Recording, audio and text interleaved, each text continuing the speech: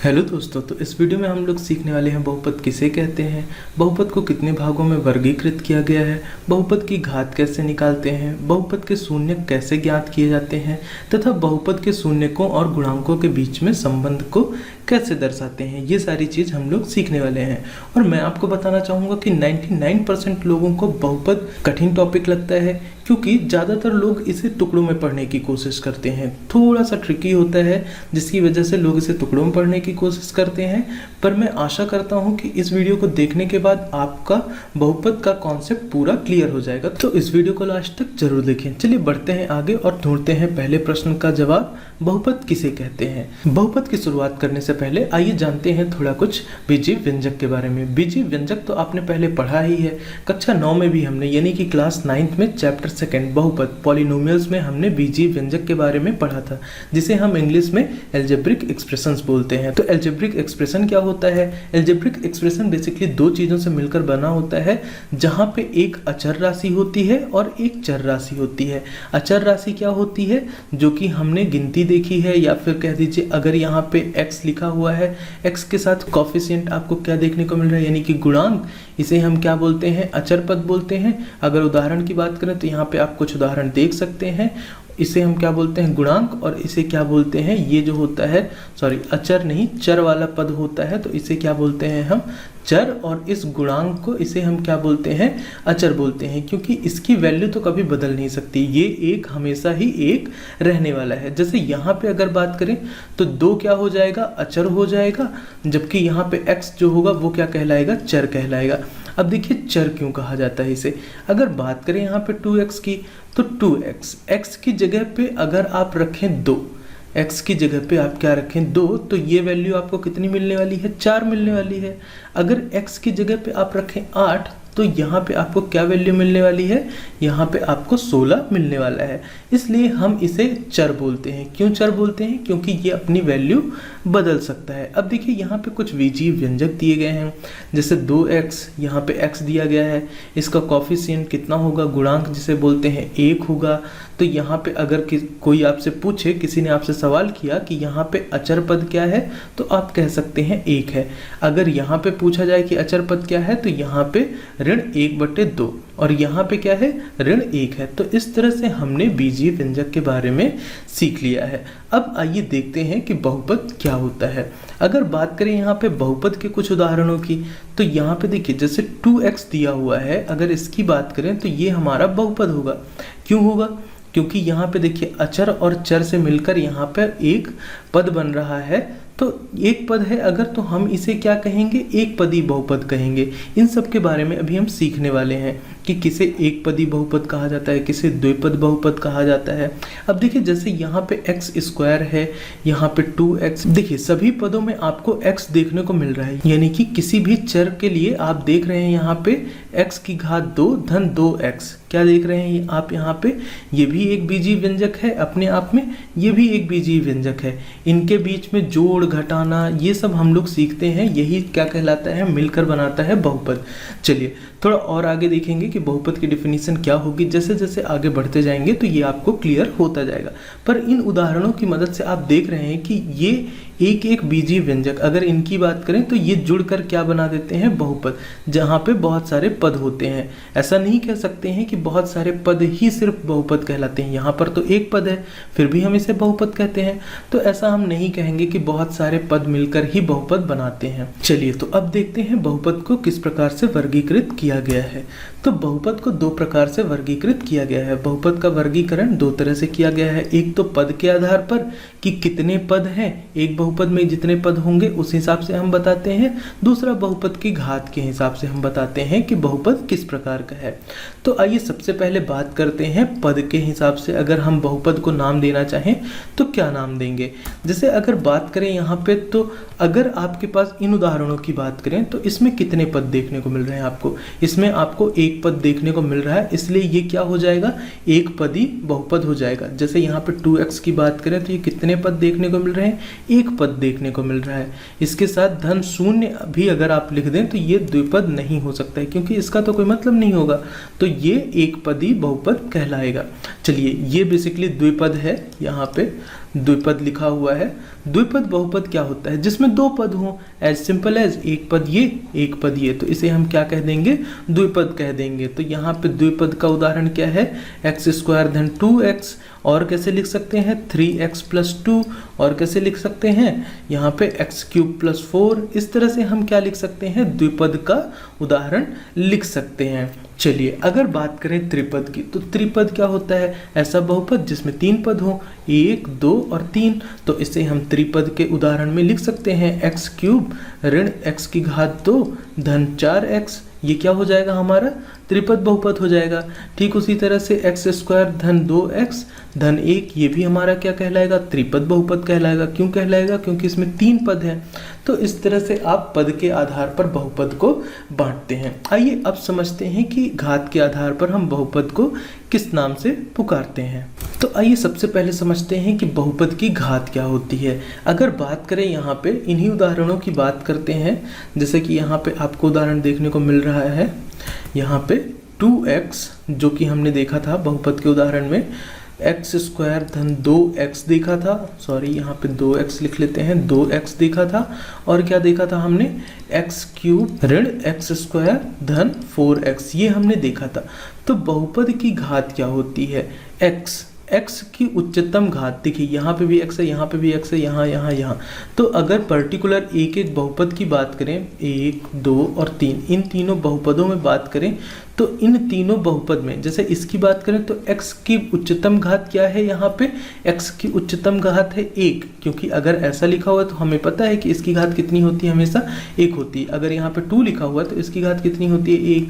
5 लिखा हुआ है, इसकी घात कितनी है? 1। तो इस तरह से इसकी उच्चतम घात कितनी हो जाएगी? यहाँ पे x की उच्चतम घात है 1, तो बहुपद की घात कितनी कहलाएगी? 1 कहलाएगी।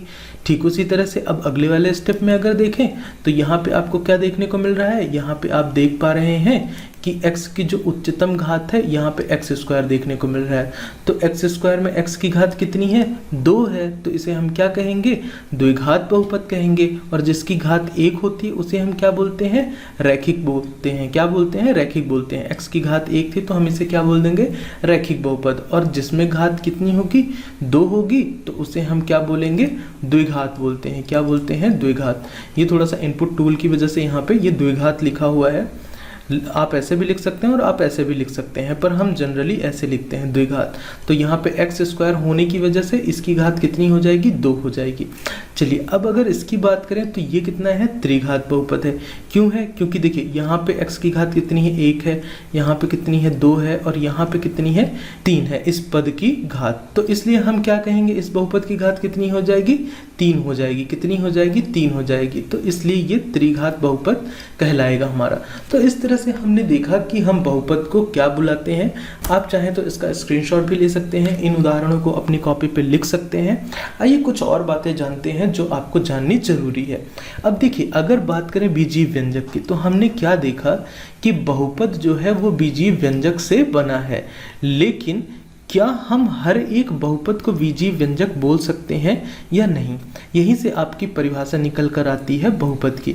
आप हर बीजीय व्यंजक को बहुपद नहीं कह सकते हैं। जैसे अगर बात करें इस बीजीय व्यंजक की, यहाँ पे ऋण x की घात ऋण 1 है। इसे आप कैसे लिख सकते हैं? इसे आप लिख सकते हैं ऋण 1/x, आप इसे लिख सकते हैं। ये आपने कक्षा 9 में अध्याय 1 में सीखा था। तो जब आप इसे ऐसे लिखते हैं तो ये क्या हो जाता है? यहाँ पे एक ऋण 1/x हो जाता है। चलिए यहाँ पे जो घात होती है इससे हम निर्धारित करते हैं कि ये हमारा बहुपद है या नहीं है। अगर ये जो घात है ये हमारी पूर्ण संख्या होगी, क्या होगी? पूर्ण संख्या, तो ये हमारा बहुपद होगा। यहाँ पे संख्या होगा, संख्या है, तो ये जो पद होगा ये हमारा बहुपद कहलाएगा। जबकि यहाँ पे ऋण 1 जो है वो एक पूर्णांक है, ऋणात्मक पूर्णांक है, इस वजह से ये हमारा बहुपद नहीं कहलाएगा, पर ये एक बीजीय व्यंजक है। तो हम क्या कह सकते हैं कि ऐसे बीजीय व्यंजक जिनकी घात एक पूर्ण संख्या होगी। जब आप परिभाषा लिखेंगे तो क्या लिखेंगे? ऐसे बीजीय व्यंजक जिनकी घात जो होगी वो पूर्ण संख्या होगी, उसे हम क्या कहते हैं? बहुपद कहते हैं। और दूसरी चीज़, हर बहुपद बीजीय व्यंजक तो होता है, लेकिन अगर आप सोचें कि जितने भी बीजीय व्यंजक होते हैं वो बहुपद होते हैं, तो ये चीज़ बिल्कुल ही गलत हो जाएगी। क्या हो जाएगा? गलत हो जाएगा। तो हर एक बीजीय व्यंजक बहुपद नहीं होता है। चलिए बढ़ते हैं आगे और जानते हैं बाकी के सवालों के जवाब। अब हमारे अगले 2 सवाल थे कि शून्यक किसे कहते हैं, या फिर शून्यक कैसे ज्ञात करते हैं, और शून्यक तथा गुणांकों के बीच में संबंध की जांच कैसे करते हैं, या फिर संबंध कैसे बताते हैं। तो आइए देखते हैं। सबसे पहले अगर बात करें यहाँ पे, तो ये द्विघात बहुपद के लिए हम देख रहे हैं। द्विघात बहुपद क्या होता है? द्विघात बहुपद की जो जनरल इक्वेशन होती है वो क्या होती है? ax² plus bx plus c होती है। ये द्विघात बहुपद जहाँ पे भी होगा तो आप इस तरह से तुलना करके देखते हैं। अगर ये इस फॉर्म में लिखा हुआ है, इस रूप में लिखा हुआ है, तो ये आपका द्विघात बहुपद कहलाएगा, अदरवाइज ये आपका द्विघात बहुपद नहीं कहलाएगा।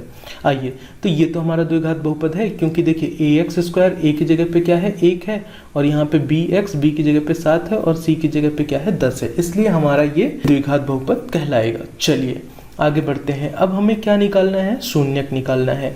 क्या थी हमारी इक्वेशन? x² धन 7x धन यहाँ पे कितना था? 10 था। शून्यक निकालना है तो हमें सबसे पहले इसे 0 के बराबर करना होगा। ठीक है, ये तो हुई एक बात। अब शून्यक निकालना हमने कक्षा 9 में सीखा था। शून्यक निकालने के लिए हम क्या करते हैं? हम a और c का करते हैं गुणा, और जो हमारे पास प्रोडक्ट आता है यानी कि गुणनफल के रूप में आता है उसका करते हैं अभाज्य गुणनखंड। तो यहाँ पे a की जगह पे क्या है? 1 है, और c की जगह पे क्या है? 10 है। तो इन दोनों का करेंगे गुणा, कितना मिला आपको? 10। तो 10 का निकालेंगे हम अभाज्य गुणनखंड। तो जब आप इनका अभाज्य गुणनखंड निकालेंगे तो ये कितना होने वाला है? 2 पंचे 10। देखिए, ये हुआ पहला स्टेप। दूसरे स्टेप में हम क्या करते थे? इनके जो गुणनफल का हम अभाज्य गुणनखंड करते थे, तो वहाँ पे मिलने वाले जो गुणनखंड होते थे उनको इस तरह से हम लिखते थे कि हमें यहाँ पे bx वाला भाग मिलता था, या तो हम जोड़कर उसे प्राप्त करते थे या तो घटाकर उसे प्राप्त करते थे। तो यहाँ पे आप देखिए, अब आपको क्या चाहिए है? जो इसका गुणनखंड आया है 2 और 5, तो इसे अगर आप इन दोनों को जोड़ दें 2x प्लस 5 को, तो यहाँ पे आपको कितना मिलने वाला है? तो यहाँ पे आपको 7x मिल जाएगा। कितना मिल जाएगा? 7x मिल जाएगा। तो इसलिए यहाँ पे इन दोनों गुणनखंडों को हम इस तरह से लिखेंगे, धन यहाँ पे 10। और इसे क्या बोलते थे? मिडिल टर्म स्प्लिटिंग, यानी कि ये जो बीच वाला भाग होता है bx वाला होता है, इसके हम हिस्से करते हैं और यहाँ से निकालते हैं हम क्या? यहाँ से निकालते हैं हम इसके शून्यक। तो बेसिकली इस तरह से हमें निकालना होगा। चलिए अगले टर्म में हमें क्या करना होगा? ये x² है, 1 मिनट में अच्छे से लिख देता हूँ, x² है। आई होप कि आप लोगों को समझ में आ रहा होगा। तो अगले स्टेप में क्या करना है? अब देखिए, यहाँ पे कुछ ना कुछ तो कॉमन निकल रहा होगा। इन दोनों पदों की अगर बात करें और इन दोनों पदों की अगर बात करें, चलिए मैं यहाँ पे ब्लू पेन से कर लेता हूँ। अगर यहाँ पे बात करें तो क्या कॉमन निकल रहा है? यहाँ पे x कॉमन निकल रहा है, और उसके अलावा यहाँ पे क्या बचेगा? एक x बच जाएगा, और यहाँ से x हमने बाहर निकाल लिया, तो यहाँ पे कितना बचेगा? 2 बच जाएगा। धन यहाँ पे क्या होने वाला है? यहाँ से और यहाँ से कितना कॉमन निकलेगा? 5 और 5 कितना निकलेगा? 5। तो यहाँ पे कितना हो जाएगा? एक x बच जाएगा, और यहाँ से 2 बच जाएगा, और ये कितना हो जाएगा? 0 के बराबर हो जाएगा। चलिए अब अगले स्टेप में क्या करेंगे? x धन 2 कॉमन है, तो उसको क्या लिख लेंगे? एक बार लिख लेंगे x धन 2। अब जो चीज़ें बच गई, जैसे x और 5 बच गया, तो इसे भी हम एक यहाँ पे लिख लेंगे। तो बेसिकली ये जो 2 हैं, इसके क्या निकल के आए हैं? गुणनखंड। किसके? इस वाली इक्वेशन के। इसके 2 गुणनखंड हमारे निकल कर आए हैं। कौन कौन से? ये। अब देखिए इनको शून्यक में कैसे बदलते हैं। शून्यक में बदलने के लिए हमें x धन 2 को 0 के बराबर रखना होगा, तथा यहाँ पे x धन 5 को भी 0 के बराबर रखना होगा। तो आप देखेंगे कि जो x की वैल्यू होगी वो क्या होगी? 1 ऋण 2 होगी, और जो दूसरी वैल्यू होगी वो कितनी होगी? ऋण 5 होगी। तो यही हमारे 2 शून्यक निकल कर आने वाले हैं। किसके? इस इक्वेशन के। तो ये तो बात हुई कि कैसे हम शून्यक ज्ञात करते हैं। आइए अब हमें क्या सीखना है? शून्यक तथा गुणांकों के बीच में संबंध कैसे दिखाते हैं, ये अब हमें सीखना है। चलिए, तो आगे बढ़ने से पहले मैं आपसे एक सवाल करना चाहता हूं कि अगर यहाँ पे 2x² धन 14x धन 20 इक्वल टू अगर 0 दिया हो, और आपको कहा जाए कि आप अगर इसके क्या निकालें, गुणनखंड निकालें, तो आप कैसे निकालेंगे? एक बार थोड़ी सी और प्रैक्टिस कर लेते हैं। अब इसे करते हैं हम लोग ग्रीन पेन से। यहाँ पे मैं अपने मार्कर का कलर बदल लेता हूँ। चलिए सबसे पहले क्या करेंगे, इसे आप ax² धन bx धन c से तुलना करके देखेंगे क्या ये इसी रूप में लिखा हुआ है। जी हाँ, ये बिल्कुल इसी रूप में लिखा हुआ है। चलिए तो आगे बढ़ते हैं। अब हमें क्या करना है, अगला स्टेप हमारा क्या होगा, a गुणे c होना चाहिए। a गुणे c में हम लोग क्या देखते हैं, 2 गुणे 20। क्या देखते हैं हम लोग a गुणे c में, हम लोग देखते हैं यहाँ पे 2 गुणे 20। तो आपको कितना मिल जाएगा, यहाँ से आपको मिलेगा 40।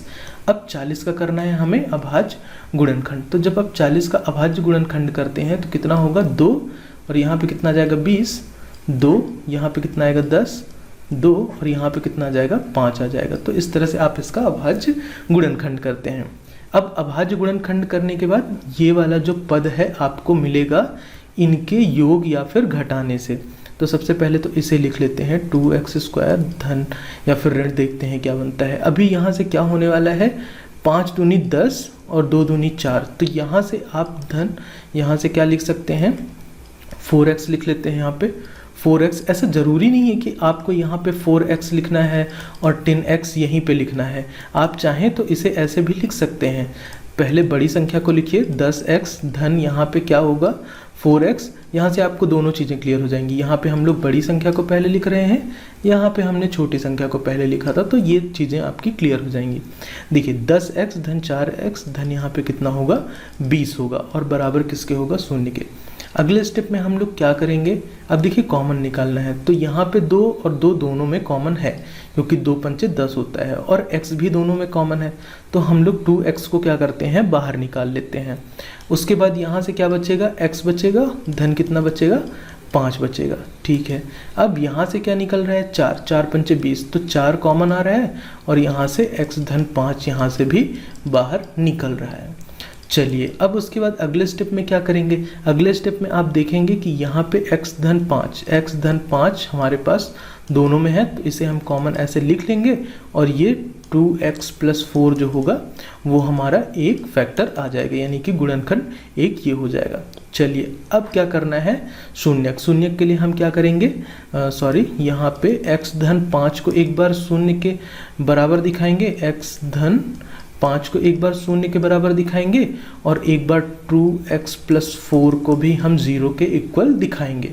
चलिए तो यहाँ से क्या मिलेगा, x बराबर कितना मिल जाएगा आपको, ऋण 5 मिल जाएगा, और यहाँ से कितना मिलेगा, यहाँ से आपको मिलेगा 2x बराबर ऋण 4 यहाँ से मिल जाएगा। अगले स्टेप में आप देखेंगे तो यहाँ पे ऋण 4/2, तो यहाँ से 2 दूनी, तो यहाँ से कितना मिलने वाला है, ऋण 2 आपको मिल रहा है। तो यहाँ पे भी आप देख रहे हैं कि हमें क्या मिला है, x के जो 2 रूट मिले हैं, या फिर शून्यक कहिए आप, तो कौन कौन से मिले हैं, ऋण 2, ऋण 5। और यहाँ पे भी आपने क्या देखा कि जो x के जो 2 शून्यक मिले थे वो क्या मिले थे, ऋण 2 और ऋण 5 मिले थे, ये और ये। तो यहाँ पे अब देखिए ये जो इक्वेशन दी हुई थी, ये वाली और ये वाली, इन दोनों में आपने क्या देखा कि एक जो इक्वेशन है ये वाली, इसी में हमने 2 का गुणा किया तो हमें ये वाली इक्वेशन मिल गई है। 2 का गुणा किया तो हमें ये वाली इक्वेशन मिल गई है। तो क्या हम इस इक्वेशन को, चलिए मार्कर का कलर बदल लेते हैं, यहाँ पे हम लोग ले लेते हैं ब्लैक। तो ये बताइए कि क्या हम जो ये ऊपर दी गई इक्वेशन है, ये वाली इक्वेशन, इसे हम 2x² + 14x + 20 को ऐसे लिख सकते हैं। 2 बाहर निकालकर यहाँ पे क्या लिख लेंगे, x² धन 7x धन 10, कितना लिख लेंगे, 10। इस तरह से लिख सकते हैं, जी हाँ बिल्कुल लिख सकते हैं। और दोनों के रूट आपने क्या देखे, इसके और इसके दोनों के बराबर हैं, किसके, इस वाली इक्वेशन के और इस वाली इक्वेशन के। तो हम कह सकते हैं कि अगर हमारे पास कोई इक्वेशन है ax² + bx + c, जिसके जो रूट हैं वो कौन कौन से हैं, जिसके रूट हैं वो अल्फ़ा और बीटा हैं। कौन कौन से हैं, अल्फ़ा और बीटा है। तो जो इक्वेशन इसकी गुणज होगी, यानी कि यहाँ पे k लिख लेते हैं और यहाँ पे ax² + bx + c, तो जो यहाँ पे इसकी जो मल्टीपल यानी कि गुणज जो होगी इक्वेशन, उसके भी जो रूट होंगे वो अल्फा और बीटा यानी कि शून्यक अल्फा और बीटा ही होंगे। अब इसकी मदद से हम क्या दिखाएंगे, शून्यकों के बीच में संबंध स्थापित करने की कोशिश करेंगे। तो ये सारी चीज़ें आपको ये चीज़ बताने के लिए थी, और शून्यक हम कैसे निकालते हैं वो आप यहाँ से सीख सकते हैं। तो एक एक करके सारी चीज़ों को कॉपी पे नोट डाउन करने की कोशिश जरूर करिएगा, इससे आपके सारे कॉन्सेप्ट क्लियर होंगे।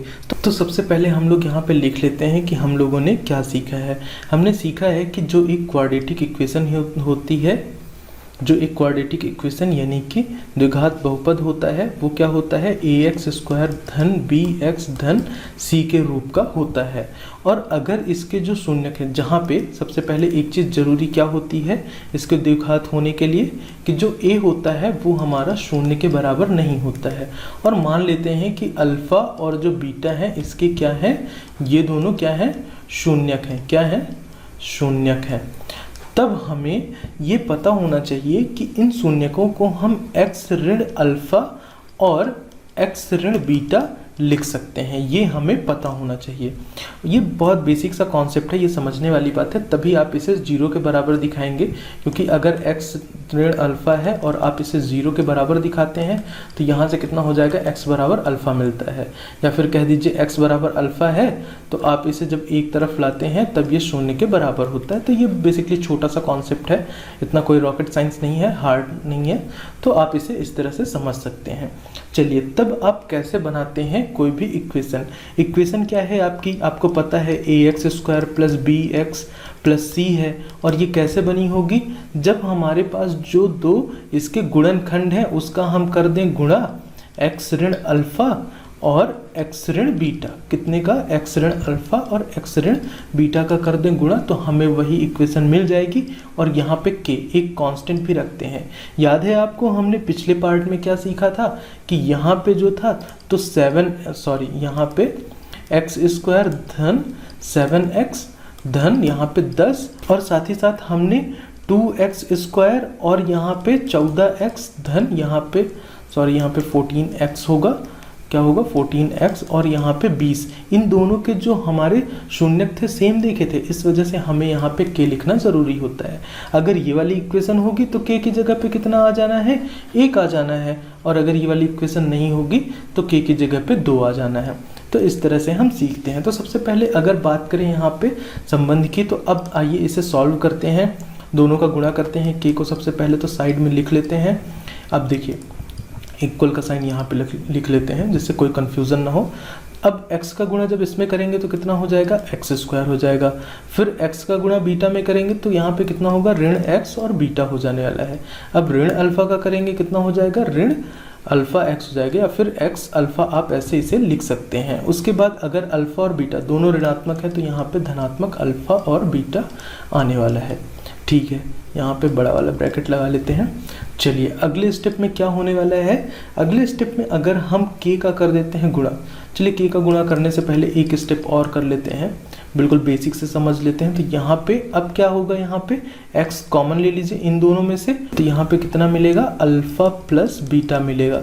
क्यों मिलेगा, क्योंकि अगर आप यहाँ पे ऋणात्मक लगा देंगे तो ये ऋण और ये ऋण मिलके इसे क्या बना देंगे, धन लगा देंगे, जबकि ऋण और धन कितना हो जाएगा, ऋण हो जाएगा। ये बेसिक से कॉन्सेप्ट हैं, आपको पहले से भी आते होंगे। चलिए, यहाँ पे कितना हो जाएगा, अल्फा प्लस कितना हो जाएगा, अल्फा इंटू बीटा, और यहाँ पे ब्रैकेट क्लोज। अब क्या करेंगे, हम k का गुणा कर देंगे अंदर तरफ, तो यहाँ से क्या हो जाएगा, kx स्क्वायर कितना हो जाएगा, kx स्क्वायर ऋण यहाँ पे kx और यहाँ पे कितना हो जाएगा, अल्फा धन बीटा रहेगा ही। और यहाँ पे क्या होने वाला है, अगले टर्म में यहाँ पे हो जाएगा k अल्फा और बीटा यहाँ पे आ जाने वाला है। ये बीटा है, थोड़ा ध्यान दीजिएगा। चलिए, अब उसके बाद क्या करना है, इसका और इसका कर देना है तुलना। किसका, ax स्क्वायर धन bx धन c, इनकी करना है क्या, तुलना करना है। जब आप इनकी तुलना करेंगे तो आपको यहाँ से क्या मिलेगा, गुणांकों। और देखिए, यहाँ पे आपको क्या देखने को मिल रहा है, शून्यक, यहाँ पे भी और यहाँ पे भी, ये दोनों जगह पे आपको क्या देखने को मिल रहा है, शून्यक, और इधर देखने को मिल रहा है गुणांक। तो यहीं से हम करते हैं इसकी तुलना। आइए देखते हैं, करके देखते हैं। सबसे पहले अगर बात करें यहाँ पे a, तो a के स्थान पर क्या देखने को मिल रहा है, k देखने को मिल रहा है। b के स्थान पर क्या देखने को मिल रहा है, यहाँ पे b के स्थान पर देखने को मिल रहा है ऋण k, और यहाँ पे अल्फा धन बीटा देखने को मिल रहा है। और c के स्थान पर क्या देखने को मिल रहा है, c के स्थान पर आपको देखने को मिल रहा है k तथा अल्फा और बीटा देखने को मिल रहा है। अब यहाँ से आप समझ गए होंगे कि इस तरह से हम लोग क्या करते हैं, इसकी तुलना करते हैं। यहाँ पे बीटा होगा। चलिए अब अगर बात करें इस वाले पार्ट की, तो यहाँ से हमें क्या मिलेगा, अल्फा प्लस बीटा मिलेगा। उसके लिए हमें क्या करना होगा, अल्फा धन बीटा हमें यहाँ से मिलने वाला है, और अल्फा गुणे बीटा हमें यहाँ से मिलने वाला है। अल्फा गुणे बीटा जो होगा, ये अल्फा है, थोड़ा अच्छे से लिख लेते हैं, आप लोग समझ जाएंगे, वैसे भी समझदार बच्चे हैं आप लोग। तो यहाँ पे अल्फा प्लस बीटा कितना होने वाला है, देखिए ये ऋणात्मक k को हमें क्या करना होगा, b के नीचे भेजना होगा। तो यहाँ पे ऋण और यहाँ पे k आ जाएगा। और अगर इसकी बात करें तो c के बट्टे में हो जाएगा k। अब देखिए k की वैल्यू यहाँ से आप क्या लिख सकते हैं, a लिख सकते हैं। तो जो अल्फा प्लस बीटा की वैल्यू होगी वो कितनी होगी, -b/a, और जो अल्फा गुणे बीटा की वैल्यू होगी वो कितनी होगी, c/a होगी। तो बेसिकली यही सारी चीज़ें थी। इस तरह से हम दिखाते थे शून्यकों तथा गुणांकों के बीच में संबंध। अब हमें क्या करना है कि हमें याद रखना है इन सारी चीज़ों को। यहाँ पे क्या होगा, शून्यकों का जो योग है वो कितना होता है, यहाँ पे x का गुणांक बटे कितना, x² का गुणांक और ऋणात्मक चिन्ह के साथ। जबकि गुणनफल कितना होता है, यहाँ पे अचर पद होता है, और यहाँ पे कितना होता है, x² का गुणांक। चलिए आइए अब देखते हैं हम जो हमारे पास इक्वेशन दी हुई थी, ये कौन सी इक्वेशन दी हुई थी, ये इसके हमने शून्यक कौन कौन से निकाले थे, इसके हमने 2 शून्यक निकाले थे, ऋण 2 और ऋण 5। आइए अब देखिए यहाँ पे क्या करना है, शून्यकों का योग, यानी कि क्या होता है, अल्फा प्लस बीटा। तो हमने क्या देखा था, देखिए यहाँ पे लिखा हुआ है ना, सबसे पहले ऋण चिन्ह, x का गुणांक कितना है, यहाँ पे 7 है, और उसके अलावा यहाँ पे x² का गुणांक कितना है, जल्दी बताइए, x² का गुणांक है यहाँ पे 1 है, कितना है, 1 है। अब देखिए अल्फा प्लस बीटा भी अगर आप करें यहाँ से तो कितना होने वाला है, ऋण 2 धन ऋण 5 बराबर कितना हो जाएगा, ऋण 7 हो जाएगा। तो इस तरह से आप देख रहे हैं कि दोनों बराबर है। चलिए अब अगर बात करें यहाँ पे अल्फा गुणे बीटा होता है, तो अचर पद की वैल्यू कितनी है, यहाँ पे अचर पद का मान है 10, और यहाँ पे x² का जो गुणांक है वो कितना है, 1। और यहाँ पे अगर गुणा करने की बात करें शून्यकों की, तो ऋण 2 गुणे ऋण 5 कितना मिलने वाला है आपको, 10 मिलने वाला है। तो आप देख रहे हैं कि इस तरह से आपने इस संबंध को दर्शा दिया है। अगर आपको कोई भी दिक्कत महसूस होती है तो आप हमें कमेंट डाउन करके बता सकते हैं, हम आप लोगों के लिए एक अल्टरनेट वीडियो जरूर प्रोवाइड करवा देंगे। तो इस तरह से हम निकालते हैं शून्यकों तथा गुणांकों के बीच में संबंध। प्रश्नावली 2.2 की शुरुआत करेंगे, जिसमें आपको यहाँ पे बहुपद के शून्यक ज्ञात करना है। और उसके बाद देखिए यहाँ पे लिखा हुआ है, पहला प्रश्न आप लोग बुक पे देख रहे हैं, शून्यक ज्ञात कीजिए और शून्यकों और गुणांकों के बीच में आपको क्या बताना है, संबंध बताना है और सत्यता की जांच करना है। तो ये चीजें हमें इस पहले प्रश्न में करनी है। और अगर इस प्रश्न की शुरुआत करने से पहले आपने अभी तक हमारा इंट्रोडक्शन वाला वीडियो नहीं देखा है तो आई बटन पे जाके आप उसे देख सकते हैं, क्योंकि उस पर मैंने बताया था कि बहुपद किसे कहते हैं, बहुपद के शून्यक कैसे ज्ञात करते हैं, बहुपद की घात क्या होती है, शून्यकों और गुणांकों के बीच में संबंध कैसे दिखाते हैं। ये सारी चीजें मैंने डिटेल में कवर करी थी अपने इंट्रोडक्शन वाले वीडियो पे। तो अगर आप लोगों ने अभी तक नहीं देखा है तो आप जाकर उससे देखें और फिर इन सवालों को हम लोग सॉल्व करते हैं। अब यहाँ पे आपको 6 पार्ट दिए गए हैं प्रश्न नंबर 1 में। तो आपको करना क्या है, सबसे पहले तो इन सवालों को खुद से करने की कोशिश करनी है। अगर आपको ये सवाल नहीं भी आ रहे हैं तो कोई भी एक सवाल आप समझिए, फिर उसके बाद आप दूसरे, तीसरे, चौथे, 5वें, 6वें सवाल को खुद से करने की कोशिश करिए। खुद से जब आप सॉल्व करेंगे तो आपके कॉन्सेप्ट बहुत ज़्यादा क्लियर हो जाएंगे, इसलिए कोशिश करिए कि पहले आप खुद से सॉल्व करें। फिर अगर कहीं पे भी कोई कठिनाई आती है तो फिर आप वीडियो को दोबारा देखना चालू कर सकते हैं। चलिए तो शुरुआत करें अगर पहले सवाल से। तो सवाल की शुरुआत करने से पहले सबसे पहले रिवाइज करते हैं हम लोग जो हमने सीखा है। तो हमने क्या सीखा कि हम किसे क्वाड्रेटिक इक्वेशन बोलते हैं, यानी कि द्विघात बहुपद किसे कहा जाता है। द्विघात बहुपद उसे कहा जाता है जिसमें x की घात जो हो 2 हो। ये सब हमने सीखा है। और अब देखिए यहाँ पे आपको सारे के सारे द्विघात बहुपद ही देखने को मिल रहे हैं।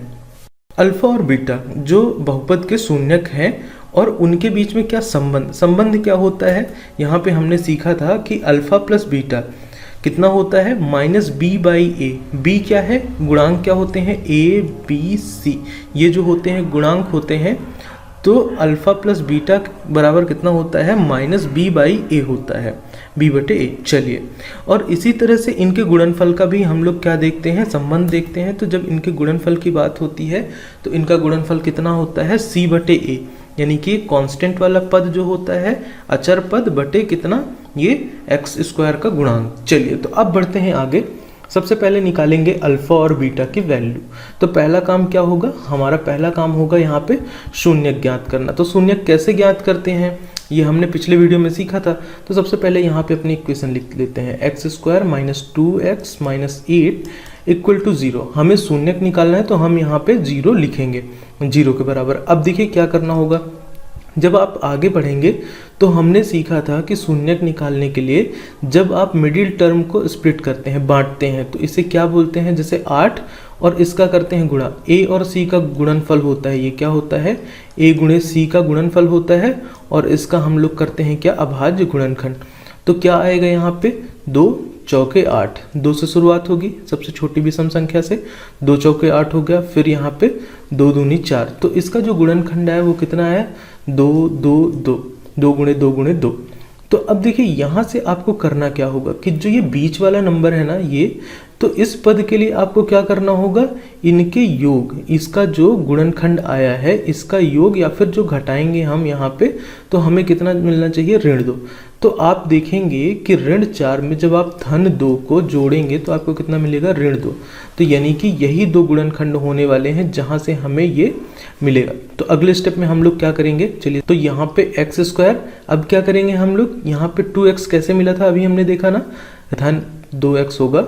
देखिए, धनात्मक और ऋणात्मक दोनों को जोड़ेंगे तो कितना होगा, ऋण 2x हमें मिल जाएगा, और दोनों को अगर गुणा करेंगे तो कितना आएगा, a और c के गुणनफल के बराबर। तो यहाँ पे 2x लिख लेते हैं, ऋण 8 बराबर कितना 0।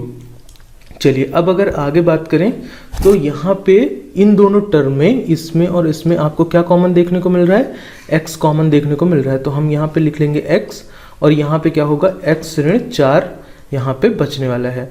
इन दोनों पद की अगर बात करें तो क्या मिलने वाला है, यहाँ से सबसे पहले तो यहाँ पे प्लस का साइन लगा लेते हैं, 2 कॉमन आएगा यहाँ से बाहर, तो इतना हो जाएगा यहाँ पे x - 4, और यहाँ पे कितना हो जाएगा 0 हो जाएगा। अगले स्टेप में क्या करेंगे, x ऋण 4 जो है वो दोनों में कॉमन है, तो ये हमने लिख लिया। अब बचा कितना, x धन 2, ये बच गया, तो इसको एक साइड पे हमने लिख लिया और इसे 0 के इक्वल दिखा दिया। अब क्या करेंगे हम, अब हम इनको 0 के बराबर रखेंगे। तो एक बार हम x ऋण 4 बराबर 0 रखेंगे, और एक बार x धन 2 बराबर कितना रखेंगे, 0 रखेंगे। तो यहाँ से कितना मिल जाएगा आपको, x की जो वैल्यू होगी, x का जो मान होगा कितना मिलेगा, देखिए ऋणात्मक 4 है, यहाँ आके कितना हो जाएगा धनात्मक 4, और यहाँ पे कितना होने वाला है, धनात्मक 2 है। तो x की वैल्यू यहाँ पे 0 के जब इस तरफ लाएंगे आप, यहाँ पे x लिखा हुआ था, x है ये, और इधर जब आप लाएंगे तो कितना हो जाएगा, ऋण 2 यहाँ पे हो जाने वाला है। तो इसे हम मान लेते हैं कि ये है हमारा अल्फ़ा, और इसे हम मान लेते हैं कि ये है हमारा बीटा। तो ये अल्फ़ा और बीटा की वैल्यू आ गई, यहाँ से अल्फ़ा और बीटा की वैल्यू हमारी आ गई। चलिए, अब देखिए संबंध के लिए क्या होता है, पहला संबंध क्या होता है, alpha plus beta equal to -b/a। चलिए कलर बदल लेते हैं तो थोड़ा सा आप लोगों को समझने में आसानी होगी। यहाँ से ब्लू ले लेते हैं, ओके। तो हमारा पहला संबंध क्या होता है, अल्फ़ा प्लस बीटा की वैल्यू कितनी होती है, ऋण b/a होती है। चलिए आइए देखते हैं, अल्फ़ा की वैल्यू कितनी है, 4 है, यहाँ पे लिख लीजिए 4 धन, बीटा की वैल्यू कितनी है, ऋण 2, ऋण 2 हमने लिख लिया, ओके। अब देखिए माइनस और b की वैल्यू कितनी है, जल्दी से देखिए कैसे हम कंपैरिजन करते थे। यहाँ पे है x के साथ क्या होता है, b होता है, यहाँ पे कितना है x के साथ 2x लिखा हुआ है, तो क्या है b की जगह पे ऋण 2 है, कितना है ऋण 2। तो यहाँ पे हम ऋणात्मक चिन्ह के साथ आएंगे, क्योंकि देखिए जब हम जनरल इक्वेशन की बात करते हैं तो यहाँ पे धन होता है, तो यहाँ पे ऋण 2 लिखा जाएगा। और a की वैल्यू कितनी है, a की वैल्यू है 1, तो यहाँ से हमने ये लिख लिया। अब जब आप इसे आगे बढ़ाएंगे तो कितना होगा, यहाँ से देखिए ऋणात्मक 2 है ऋणात्मक 2 है तो कितना हो जाएगा, यहाँ से आपका बचेगा 2 और यहाँ पे ऋण और ऋण कितना हो जाएगा, धन हो जाएगा। तो यहाँ से कितना मिलने वाला है, 2 मिलने वाला है। तो बेसिकली इस तरह से सॉल्व करना था इसे। अब देखिए आगे अगले वाले टर्म की अगर बात करें तो क्या है, अल्फा गुणे बीटा, अल्फा गुणे बीटा। अब अल्फा गुणे अगर बीटा की बात करें तो यहाँ पे ये कितना होता है, c/a, c/1 के बराबर होता है। अल्फा की वैल्यू कितनी है, 4 है, बीटा की वैल्यू कितनी है, ऋण 2 है। लिख लिया हमने। c की वैल्यू आप देखेंगे तो कितनी है, ऋणात्मक 8 है। कितनी है, ऋणात्मक 8। और उसके अलावा जो a है उसकी वैल्यू कितनी है, 1। तो यहाँ से भी आप देखेंगे कि ऋण 8 बराबर ऋण 8 मिल रहा है। तो सत्यता की जांच करनी थी, तो हमने देखा कि यहाँ पे जो हमारे दोनों संबंध थे, अल्फा प्लस बीटा बराबर -b/a होता है, ये भी सत्य था। अल्फा गुणे बीटा बराबर कितना था, c/a था। ये दोनों चीज़ें हमने यहाँ पे देख ली। तो इसी तरह से हमें सत्यता की जांच करनी होती है। चलिए बढ़ते हैं अगले सवाल की तरफ। तो अब अगर अगले पार्ट की बात करें तो अगला पार्ट है हमारे पास यहाँ पर 4s² -4s और यहाँ पे कितना है, +1। अब देखिए सबसे पहले क्या करना है, a और c का करना है गुणा। a और c का गुणा करेंगे, कितना है, a की जगह पे है 4। कंपैरिजन करके देखिए कहाँ से, यहाँ से। a की जगह पे कितना है, 4 और यहाँ पे c की जगह पे कितना है, 1। तो यहाँ से आएगा 4। कितना आएगा, 4। अब जब आप इसका करेंगे अभाज्य गुणनखंड तो ये सिर्फ 2 से विभाजित होकर 2 मिलेगा। अब देखिए 2 और 2, इसके 2 ही फैक्टर मिल रहे हैं, या फिर यहाँ पे 1 जो होता है सबके साथ होता है। तो एक ये 2, एक ये 2, दोनों हमें मिल रहे हैं, 2 और 2 मिल रहे हैं। चलिए इसे कर लेते हैं रब और यहाँ पे लिख लेते हैं इसके जो फैक्टर्स आएंगे वो कितने होंगे, 2, 2 और 1, इतना होगा। और इसको कर लेते हैं हम 0 के बराबर, क्योंकि अभी हमें क्या निकालना है, शून्यक निकालना है। तो अब हमें कितना चाहिए, 4 चाहिए है। प्लस और माइनस साइन हम अपने से लगा लेंगे। तो जब देखिए यहाँ पे 2 है, यहाँ पे 2 है, तो दोनों 2 को अगर हम ऋणात्मक चिन्ह के साथ लिख दें और फिर इन्हें जोड़ें तो कितना मिलने वाला है, ऋण 4 मिल जाएगा हमें। तो यहाँ से क्या होगा, 4s² माइनस यहाँ पे क्या लिख लेंगे, 2s लिख लेंगे और -2s लिख लेंगे और यहाँ पे +1 ऐसे हम लिख लेंगे। तो इस तरह से आपको यहाँ से मिलने वाला है। अगले स्टेप में क्या करेंगे, देखिए दोनों में क्या कॉमन है। सबसे पहले तो 2 कॉमन बाहर आ सकता है दोनों में से, और फिर क्या कॉमन आ सकता है, s कॉमन आ सकता है। तो यहाँ से कितना हो जाएगा, जब 2s हमने निकाल लिया तो यहाँ पे कितना बचेगा, एक तो 2 बच जाएगा और एक s बच जाएगा। ठीक है, अब उसके बाद अगर यहाँ पे अगले स्टेप की देखें तो यहाँ पे कितना बचेगा, 2s तो हमने पूरा बाहर निकाल लिया तो यहाँ से 1 बच जाएगा। अगले स्टेप में यहाँ पे देखें तो क्या कॉमन आ रहा है, यहाँ पे हम सिर्फ -1 कॉमन निकाल पाएंगे, क्योंकि यहाँ पे और तो आपको कुछ देखने को मिल नहीं रहा है। तो यहाँ से जैसे ही आप -1 कॉमन निकालेंगे तो यहाँ पे बचेगा 2s और यहाँ से -1 और यहाँ पे 0। आप चाहते तो यहाँ से 1 भी कॉमन निकाल सकते थे, पर आपको ये देखना होगा कि ये वाला जो गुणनखंड है, ये वाला जो फैक्टर है वो भी हमें यहाँ पे लाना है। तो इसलिए हमने क्या किया, -1 बाहर निकाला। कितना निकाला, -1। जैसे ही हमने -1 बाहर निकाला तो ये कितना हो गया, पॉजिटिव हो गया, और ये कितना हो गया, माइनस के साथ ऋणात्मक हो गया, यानी कि निगेटिव हो गया। तो यहाँ से आपको 2 फैक्टर मिलेंगे, 2s - 1 पहला फैक्टर और यहाँ से 2s - 1 दूसरा फैक्टर, जो कि 0 के बराबर होगा। अब हम इनको रखेंगे 0 के बराबर, तो यहाँ पे 2s - 1 बराबर 0 और यहाँ पे 2s - 1 बराबर कितना हो जाएगा, 0 हो जाएगा। तो यहाँ से कितना हो जाएगा, यहाँ से वैल्यू आएगी s की 1/2 और कितनी आएगी, 1/2। तो इस तरह से इसको नाम दे देते हैं अल्फ़ा और इसको नाम दे देते हैं बीटा दे देते हैं। चलिए अब मार्कर का कलर बदल लेते हैं और फिर संबंध को बताते हैं और सत्यता की जांच करते हैं। तो पहला संबंध alpha plus beta. What is alpha plus beta, alpha plus beta क्या होगा, देखिए अल्फा प्लस बीटा। अल्फा कितना है हमारा, यहाँ पे अल्फा है 1/2, बीटा कितना है हमारा, बीटा है हमारा 1/2। ठीक है, और यहाँ से आपको कितना मिलेगा, आधा और आधा कितना हो जाएगा, 1 हो जाएगा। या फिर आप इसे सॉल्व कर सकते हैं, एलसीएम लेंगे तो कितना बनेगा, यहाँ पे 2 बनेगा, 1 यहाँ से और 1 यहाँ से, तो कितना हो जाएगा 2/2, जो कि किसके बराबर होगा, 1 के बराबर होगा। अब देखिए -b/a के बराबर है क्या ये, तो अगर बात करें -b, b की जगह पे क्या है, 4 है, यहाँ पे लिख लेते हैं ऋण 4 है तो ऋण 4 लिख लेते हैं ऋणात्मक चिन्ह के साथ, और 4 यहाँ पे लिख लेते हैं। अब देखिए ऋणात्मक और ऋणात्मक चिन्ह आपस में मिलकर कितना बना देंगे, धनात्मक चिन्ह, और 4 से 4 जब आप काटेंगे तो यहाँ पे कितना मिलने वाला है, 1। तो हम कह सकते हैं कि ये दोनों जो है तो बराबर हैं। कौन कौन, अल्फा प्लस बीटा किसके बराबर है, -b/a के बराबर है। आइए अब अल्फा गुणे बीटा का हम लोग निकालते हैं कि क्या ये सत्य है या नहीं है। अल्फा गुणे बीटा कितना होता है, c/a होता है। चलिए तो अब अगर यहाँ पे अल्फा गुणे बीटा 1/2 गुणे 1/2 कितना हो जाएगा आपका, यहाँ से c/a की अगर बात करें तो कितना मिलने वाला है, c की जगह पे है आपका 1 और यहाँ पे a की जगह पे है कितना, 4। तो 1/4 क्या आपको यहाँ से मिल रहा है, बिल्कुल मिल रहा है। अगर हम बात करें इन दोनों को गुणा करने की तो 1 और 1 का गुणा हो जाएगा 1, 2 और 2 का गुणा 4, तो ये दोनों भी बराबर होने वाला है। तो यहाँ से हमें क्या मिला, हमने देखा कि ये जो दोनों संबंध थे हमारे, alpha plus beta equal to -b/a और अल्फा गुणे बीटा बराबर कितना था, c/a, तो दोनों क्या थे, दोनों सत्य थे। तो इस तरह से हमने इसका भी सत्यता का जांच कर लिया है। हमने अभी क्वेश्चन नंबर 1 और ये क्वेश्चन नंबर 2 यानी कि पार्ट 1 और पार्ट 2 को हमने कवर किया है। पार्ट 3 जो है वो बिल्कुल ही मिलता जुलता है पहले सवाल से, तो इसको आप लोग खुद से अटेम्प्ट करने की कोशिश करेंगे, खुद करेंगे। तो अब हम लोग बढ़ेंगे 4th क्वेश्चन की तरफ। तो 4th में क्या कह रहा है, यहाँ पे 4u² प्लस 8u लिखा हुआ है।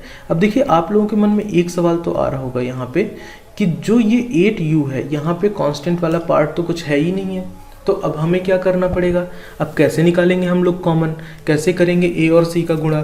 तो यहाँ पे ज़्यादा कुछ करना नहीं होगा आप लोगों को, बहुत ही आसान होने वाला है अब ये सवाल। इसको आप सबसे पहले 0 के बराबर रखेंगे, उसके बाद यहाँ से इन दोनों टर्म्स से क्या कॉमन निकल रहा है, दोनों पदों में क्या कॉमन है। तो दोनों पदों में यहाँ पे 4u जो है वो कॉमन है, कॉमन ले लिया हमने। उसके बाद क्या करेंगे, यहाँ से आपका बचेगा, यहाँ से u² की जगह पे u रह जाएगा, और यहाँ से धन 8u था तो ये कितना बच जाएगा, 2 बच जाएगा। कितना बच जाएगा, 2 बच जाएगा। इसको u था तो यहाँ से आपको इतना मिलने वाला है। अब जब बात करें इसके शून्यक की तो यहाँ से 4u है, और 4u को आप क्या करेंगे, एक बार 0 के बराबर रखेंगे और एक बार क्या करेंगे, u/2 जो है u+2 इसको 0 के बराबर रखेंगे। तो जो u की वैल्यू होगी वो या तो 0 होगी, क्या होगी, 0 होगी, या फिर जो u की वैल्यू होगी वो ऋण 2 होगी। कितनी होगी, ऋण 2 होगी। चलिए ये तो हुई हमारी वैल्यूज़ किसकी, अल्फ़ा और बीटा की। इन्हें नाम दे देते हैं अल्फ़ा और बीटा, इसे अल्फ़ा दे देते हैं और इसे क्या दे देते हैं, बीटा दे देते हैं नाम। अब उसके बाद चलिए तो अब करते हैं सत्यता की जांच। अब तक तो आप लोगों को याद हो गया होगा कि अल्फ़ा धन जो बीटा है इसकी वैल्यू कितनी होती है, -b/a होती है। कितनी होती है, -b/a। तो अल्फ़ा कितना है हमारा, 0 है, और बीटा कितना है हमारा, ऋणात्मक 2 है। ठीक है, अब यहाँ पे लिख लेते हैं ऋण चिन्ह, और b की जगह पे क्या है हमारा, 8 है, तो 8 हमने इस तरह से यहाँ पे लिख लिया। उसके बाद a की जगह पे कितना है, 4 है। अब देखिए इसको और इसको डिवाइड कराएंगे तो आपको कितना मिलेगा, 2। तो अगले स्टेप में लिख लेते हैं 0 धन ऋणात्मक 2 कितना मिलेगा, ऋण 2 मिलेगा, और यहाँ से भी कितना मिल रहा है, ऋण 2। तो ये बिल्कुल सत्य है। अब देखिए अल्फ़ा गुणे बीटा की अगर बात करें तो यहाँ से कितना मिलने वाला है, c/a। ये सारी चीज़ें तो अब तक आप लोगों को बिल्कुल ही याद हो गई होंगी कि क्या होता है इनके बीच में संबंध। तो अगर बात करें 2 गुणे यहाँ पे ऋणात्मक 2 है, ऋणात्मक 2, और यहाँ पे 0 की, किसकी, 0 की, ये ऋणात्मक 2 है, ये याद रखिएगा। और यहाँ पे कितना हो जाएगा, c की जगह पे क्या है आपका, c की जगह पे 0 है, a की जगह पे 4 है। तो ये चीज़ें तो आपको पता ही है कि आप 0 को किसी भी संख्या से विभाजित करवाएंगे तो आपको कितना मिलने वाला है, 0, और किसी भी संख्या को गुणा करेंगे 0 के साथ तो कितना मिलने वाला है, 0 मिलने वाला है। तो इस तरह से आप देखते हैं कि ये वाला संबंध भी हमारा क्या है, सत्य है। तो दोनों संबंध हमारे सत्य हैं। चलिए बढ़ते हैं 5वें पार्ट की तरफ। चलिए तो 5वें पार्ट को हम लोग सबसे पहले यहाँ पे लिख लेते हैं, t² ऋण 15 यहाँ पे हमने लिख लिया, और इसका शून्य ज्ञात करना है तो हमने यहाँ पे 0 भी लिख लिया। अब देखिए यहाँ पे क्या है, आपको यहाँ पे जो c है वो तो देखने को मिल रहा है, लेकिन b वाला पार्ट जहाँ पे इसकी बात करें तो ये आपको देखने को नहीं मिल रहा है इस वाले बहुपद में। और इस वाले बहुपद में आपको क्या देखने को नहीं मिल रहा था, यहाँ पे c देखने को नहीं मिल रहा था, जबकि यहाँ पे क्या नहीं देखने को मिल रहा है, यहाँ पे b एक्स वाला, या फिर यहाँ पे जब इसको आप देखेंगे इस इक्वेशन के रिस्पेक्ट में, तो यहाँ पे बी टी वाला जो भाग है वो देखने को नहीं मिल रहा है। तो इस स्थिति में क्या करते हैं आप इस स्थिति में करते हैं टी स्क्वायर, और सबसे पहले ये जो ऋणात्मक 15 है इसको आप लाइए 0 के तरफ, और उसके बाद क्या करना होता है आपको, अब दोनों तरफ का आप क्या करेंगे, वर्गमूल लेंगे। वर्गमूल लेने पर यहाँ तो टी आ जाएगा, और यहाँ पे क्या होगा, जब आप 15 का वर्गमूल निकालते हैं तो जो ये वैल्यू आती है वो धनात्मक और ऋणात्मक दोनों आती है। कितनी आती है, धनात्मक और ऋणात्मक दोनों आती है। तो हमें धन 15 और ऋण 15, यानी कि यहाँ से कितना हो जाएगा, धन रूट 15 मिल जाएगा, और क्या मिल जाएगा, ऋण रूट 15 मिल जाएगा, ऋण रूट 15 मिल जाएगा। तो ये हमारे क्या हुए, अल्फा और बीटा हो गए। चलिए अब इनके सत्यता की करेंगे जांच। तो यहाँ पे कलर बदल लेते हैं अपने पेन का। सबसे पहले यहाँ पे अगर बात करें अल्फा प्लस बीटा, तो अल्फा प्लस बीटा कितना होने वाला है, माइनस बी बाई ए। कितना होगा, माइनस बी बाई ए। तो b की जगह पे क्या है, यहाँ पे आपका 0 है, और a की जगह पे कितना है, 1 है। और यहाँ पे देखिए कितना है, अल्फा कितना रहेगा आपका, यहाँ पे हमने अल्फा माना है रूट 15 को, कितने को माना है, रूट 15 को। तो यहाँ पे रूट 15 धन के साथ, और यहाँ पे धन ऋण रूट 15 हो जाएगा। कितना हो जाएगा, थोड़ा और अच्छे से लिख लेते हैं, यहाँ पे धन और ऋण रूट 15 हो जाएगा। कितना हो जाएगा, ऋण रूट 15, जो कि किसके बराबर होगा, ये दोनों ही वैल्यूज जो हैं वो 0 के बराबर होंगी। तो ये तो हमारा 0 आ गया, अल्फा प्लस बीटा कितना आ गया, 0 आ गया। ठीक है, अब अल्फा गुणे बीटा अगर निकालें तो अल्फा गुणे बीटा कितना होगा, यहाँ पे रूट 15 गुणे ऋण रूट 15 है, तो ये कितना आ जाएगा आपका, देखिए रूट 15 कितना हो जाएगा, 15 आ जाएगा, और ऋणात्मक चिन्ह था तो ये ऋणात्मक चिन्ह के साथ आ जाएगा।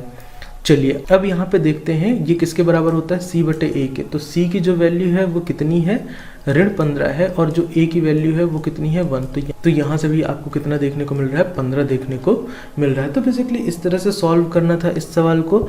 अब देखिए ये वाला जो पार्ट है, ये वाला पार्ट किसकी तरह मिलता जुलता है, ये वाला पार्ट भी आपका क्वेश्चन नंबर फर्स्ट, यानी कि यहाँ पे जो ये आपका पहला पार्ट था इसकी तरह मिल रहा था, और इसको देखेंगे अगर आप तो ये भी पहले पार्ट की तरह ही मिलता जुलता है। बस इसमें करना क्या था कि जो ये 7x है इसको सबसे पहले आप ऐसे लिखेंगे। इस इक्वेशन को कैसे बना लेंगे आप, 6x स्क्वायर ऋण 7x यहाँ पे हो जाएगा, और ऋण 3। अब देखिए ये उसी तरह से देखने को मिल रही है आपको, ऋणात्मक चिन्हों के साथ, यहाँ पे भी ऋणात्मक, यहाँ पे भी ऋणात्मक। तो इन दोनों सवालों को आप लोग खुद से ट्राई करने की कोशिश करिएगा, और अगर कहीं पे भी कोई भी दिक्कत जाती है तो आप हमें कमेंट डाउन करके बता सकते हैं। तो दूसरे प्रश्न में यानी कि क्वेश्चन नंबर 2 में आपसे क्या पूछा गया है, यहाँ पे एक द्विघात बहुपद ज्ञात करना है। किसकी मदद से ज्ञात करना है, शून्यकों का योग तथा गुणनफल। क्या दिया हुआ है आपको यहाँ पे बताया गया है कि अल्फा प्लस बीटा और अल्फा इंटू बीटा की जो वैल्यू होगी, शून्यकों का योग हम कैसे निकालते हैं, अगर 2 शून्यक हैं तो अल्फा प्लस बीटा, और अगर 2 ही हैं तो उनका गुणनफल क्या होता है, अल्फा गुणे बीटा। इसकी वैल्यू दी गई हुई है, और आपको क्या निकालना है, आपको निकालना है एक द्विघात बहुपद। तो कैसे निकालते हैं द्विघात बहुपद, चलिए सबसे पहले अगर बात करें क्वेश्चन नंबर फर्स्ट की, तो क्वेश्चन नंबर फर्स्ट में यहाँ पे आपको दिया गया है, अगर हम योग की बात करें तो योग दिया गया है 1/4, और गुणनफल की बात करें तो गुणनफल दिया गया है ऋण 1 यहाँ पे दिया हुआ है। अब अगर आपको ये दोनों चीज़ें दी हुई होती हैं तो हमने सीखा था अपने इंट्रो वाले पार्ट पे, अगर आपने अभी तक वो वीडियो नहीं देखा है तो प्लीज़ जाकर देखिए, वहाँ से बेसिक कॉन्सेप्ट जितने भी होंगे वो सभी क्लियर हो जाएंगे। जैसे इस प्रश्नावली में पूछे गए दोनों सवाल आपके वहीं से क्लियर हो जाने थे। तो तब आप कैसे बनाते हैं, तब आप बनाते हैं क्वाड्रेटिक इक्वेशन यानी कि द्विघात बहुपद, इसकी मदद से। और एक तरीका और होता है, उसके बारे में भी हम सीखेंगे, तो वीडियो में लास्ट तक जरूर बने रहें, उस तरीके को हम बाद में सीखेंगे। तो अगर बात करें यहाँ पे अल्फा प्लस बीटा किसके साथ, एक्स के साथ रहता है, और अल्फा इंटू बीटा जो होता है वो हमारा कांस्टेंट बन जाता है, यानी बी ऐसे बनता है और यहाँ पे क्या होता है, के होता है। आइए तो यहाँ पे बना के देखते हैं। सबसे पहले हमें क्या लिखना है, पी एक्स, और यहाँ पे क्या लिख लेना है, इक्वल टू के, एक हमारा कांस्टेंट होगा यानी कि अचर पद होगा, और ब्रैकेट में क्या होने वाला है, x की घात 2 ऋण यहाँ पे अल्फा प्लस बीटा हो जाएगा, यहाँ पे क्या हो जाएगा, x का गुणा हो जाएगा, और यहाँ पे क्या होगा, अल्फा गुणे बीटा हो जाएगा। यहाँ पे गुणनफल हम लोग रखेंगे। तो यहाँ पे आप देख रहे हैं निगेटिव साइन, माइनस का साइन आप देख रहे हैं, जबकि आपने क्या पढ़ा था, a x square plus b x plus c पढ़ा था। तो यही सारी चीज़ें आपको उस वीडियो में देखने को मिलेंगी इंट्रो वाले पार्ट पे। अगर मैं वो चीज़ फिर से यहाँ पे बताऊंगा तो वीडियो लंबा हो जाएगा, तो वीडियो को लंबा ना करने के लिए आप वो चीज़ें वहाँ से सीख सकते हैं। और ये बहुत बेसिक सा क्वेश्चन होता है। तो आप के को लिख लेंगे यहाँ पे, एक्स स्क्वायर हमारा हमेशा एक्स स्क्वायर रहेगा। यहाँ पे क्या लिखेंगे, अल्फा प्लस बीटा की वैल्यू कितनी है, 1/4 यहाँ पे आपने लिख लेना है। यहाँ पे कितना आ जाएगा एक्स, और अल्फा प्लस बीटा की वैल्यू कितनी है, -1। तो यहाँ पे ऐसे ब्रैकेट के अंदर -1 लिख लेते हैं। अगले स्टेप में क्या हो जाएगा, के यहाँ पे कितना हो जाएगा, एक्स स्क्वायर -1/4 एक्स हो जाएगा, और यहाँ से कितना होगा, -1 यहाँ पे हो जाएगा। तो आपकी जो इक्वेशन होगी वो कौन सी होगी, एक्स स्क्वायर ऋण 1/4 एक्स ऋण 1। तो इस तरह से बेसिकली पता लगाना होता है। चलिए बढ़ते हैं अगले सवाल की तरफ, देखते हैं कि उसे हम कैसे बनाएंगे। तो यहाँ पे सबसे पहले क्या है, अल्फा प्लस बीटा की जो वैल्यू है कितनी है, यहाँ पे शून्यकों के किसकी योग की जो वैल्यू है अल्फा प्लस बीटा की, वो कितनी है, √2 है। और जो गुणनफल है, क्या है, गुणनफल, तो गुणनफल क्या है, यहाँ पे 1/3। अब देखिए ऐसा हम लोग क्यों लेते हैं, यहाँ पे 1/3 क्यों नहीं ले सकते, और √2 जो है वो यहाँ पे नहीं ले सकते। ऐसा हम इसलिए नहीं कर सकते क्योंकि यहाँ पे क्रमशः लिखा गया है, जिसको इंग्लिश में बोलते हैं रिस्पेक्टिवली, यानी कि पहले ये होगा और फिर ये होगा, इसलिए हम यहाँ पे अल्फा इंटू बीटा लेते हैं। और जब ये हमारे पास दिया होता है तो कैसे इक्वेशन बनाते हैं, ऐसे। तो यहाँ पे इसे लिख लेते हैं पी एक्स, किसके लिए है, पॉलिनोमियल, ये x के रिस्पेक्ट में है, यानी कि ये बहुपद x के रूप का है। इसलिए यहाँ पे क्या करेंगे, यहाँ पे k लिख लेंगे, यहाँ पे एक्स स्क्वायर ऋण, यहाँ पे ब्रैकेट के अंदर अल्फा, और यहाँ पे प्लस हो जाएगा आपका बीटा, और यहाँ पे कितना होने वाला है, गुणे में हो जाएगा x, और यहाँ पे कितना हो जाएगा, धन अल्फा गुणे बीटा हो जाएगा। ठीक है, अब उसके बाद यहाँ पे क्या हो जाएगा, k तो हमारा k ही रहना है, एक्स स्क्वायर रहेगा। अल्फा प्लस बीटा की वैल्यू कितनी है, जल्दी से देखिए, √2 है, तो बस √2 को हमें यहाँ पे लिख देना है, और x एज इट इज़ आ जाने वाला है। देखिए अल्फा गुणे बीटा की वैल्यू कितनी है, 1/3, तो 1/3 को हम लोग यहाँ पे ऐसे लिख देंगे। देखिए बस बन गई आपकी इक्वेशन। क्या मिली है आपकी इक्वेशन, यहाँ से एक्स स्क्वायर ऋण √2x और धन यहाँ पे 1/3। बहुत ही आसान सवाल है ये जितने भी हैं। अगर बात करें यहाँ पे क्वेश्चन नंबर 3 की, यानी कि पार्ट नंबर 3 जो है यहाँ पे, तो अल्फा प्लस बीटा की वैल्यू कितनी दी है, 0। शून्यकों का जो योग है वो 0 के बराबर दिया हुआ है, और गुणनफल कितने के बराबर दिया हुआ है, यहाँ पे √5 के बराबर दिया गया है। तो इक्वेशन कैसे बनाते हैं, यहाँ पे आप लिखते हैं यहाँ पे px। बस आपको एक बार इसकी प्रैक्टिस करनी होगी। जब आप इन 6 सवालों को सॉल्व कर लेंगे उसके बाद मुझे नहीं लगता कि आपको ये दोबारा पढ़ने की ज़रूरत पड़ेगी। इक्वेशन कैसे बनाते हैं, एक्स स्क्वायर यहाँ पे माइनस अल्फा प्लस बीटा होता है, साथ में x का गुणा होता है, यहाँ पे ये x है, x, और यहाँ पे क्या हो जाता है, अल्फा गुणे बीटा हो जाता है। ओके, देन यहाँ पे क्या करेंगे, k हो जाएगा, एक्स स्क्वायर की जगह पे क्या रखना है, एक्स स्क्वायर ही रहेगा। अल्फा प्लस बीटा की वैल्यू कितनी है, 0 दी हुई है, तो 0x, और यहाँ पे कितना है, अल्फा इंटू बीटा कितना दिया हुआ है, √5 दिया हुआ है, बस ब्रैकेट बंद। देन यहाँ पे अगर आते हैं तो k, और यहाँ से क्या मिलने वाला है, एक्स स्क्वायर प्लस √5 आपको मिल जाएगा। तो इस तरह से बेसिकली सॉल्व करना है। चलिए बढ़ते हैं अगले सवाल की तरफ। तो अगले सवाल में आपको क्या देखने को मिलता है, फिर से अब बात करें अगर, तो 1 और 1 दिया हुआ है। तो अगर हम बात करें इनके योग की, तो यहाँ पे कितना दिया हुआ है, अल्फा प्लस बीटा का योग 1 दिया हुआ है, और अल्फा और बीटा का गुणन कितना दिया हुआ है, गुणनफल कितना दिया हुआ है, 1 दिया हुआ है। चलिए यहाँ पे px, यहाँ पे लिख लेते हैं k, यहाँ पे हो जाएगा एक्स स्क्वायर ऋण अल्फा प्लस बीटा, और यहाँ पे क्या हो जाएगा, x का गुणा हो जाएगा, धन यहाँ पे कितना हो जाएगा, अल्फा इंटू बीटा हो जाएगा, अल्फा गुणे बीटा हो जाएगा। ठीक है, k रख लेते हैं यहाँ पे, एक्स स्क्वायर की जगह पे एक्स स्क्वायर रहेगा, ऋण अल्फा प्लस बीटा की वैल्यू कितनी है, 1 है, तो 1x, और यहाँ पे अल्फा इंटू बीटा की वैल्यू कितनी है, यहाँ पे भी आपका 1 है। तो इस तरह से लिख लेंगे। तो ये जो आपकी इक्वेशन होगी वो क्या होगी, यहाँ पे k होगी, और यहाँ पे इस ब्रैकेट के अंदर लिख लेते हैं x square minus x plus 1। और ये क्यों जुड़ा होता है के हर इक्वेशन के साथ, ये हमने सीखा था पिछले वीडियो में इंट्रोडक्शन वाले पार्ट पे। चलिए अब देखते हैं कि अगर आपके पास ये रूट जो होते हैं वो किस तरह से होते हैं। ये देखिए अल्फा प्लस बीटा और इधर गुणांकों के बीच में जो संबंध होता है किसी भी क्वाड्रेटिक इक्वेशन यानी कि द्विघात बहुपद के बीच में, वो यही होता है। तो यहाँ पे जो हमारी जनरल इक्वेशन होती है वो क्या होती है, a x square plus b x plus c होती है। तो ये जो a है यहाँ से मिलता है, b यहाँ से मिलता है इस इक्वेशन के लिए, और जो c है वो यहाँ से मिलता है। अब देखिए अल्फा और बीटा की वैल्यू हमें पता होने की वजह से, अल्फा प्लस बीटा और अल्फा इंटू बीटा की वैल्यू हमें पता होने की वजह से हम कैसे निकालेंगे। हम यहाँ पे लिख लेते हैं अपनी जनरल इक्वेशन जो होती है a x square plus b x plus c, हमें इस फॉर्म का चाहिए है।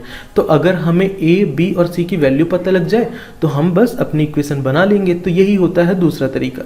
दूसरे तरीके में यहाँ पे क्या करने वाले हैं, हम माइनस बी बाई ए हम लोग इधर लिख लेते हैं, और इक्वल टू में अल्फा प्लस बीटा की वैल्यू कितनी है, इस वाले पार्ट की अगर बात करें तो कितनी है, यहाँ पे 1/4 है। कितनी है, ऋण 1/4 है, ऋण 1/4 है ना।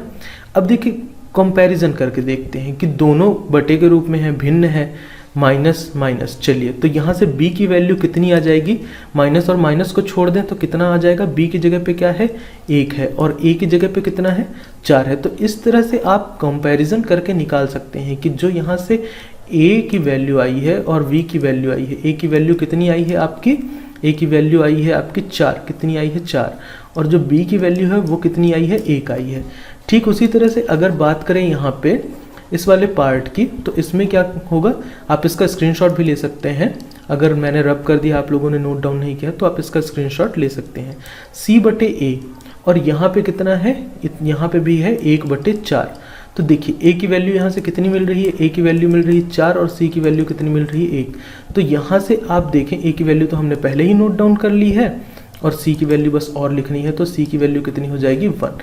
तो इस तरह से बेसिकली हमने a b और c की वैल्यू पता लगा ली है।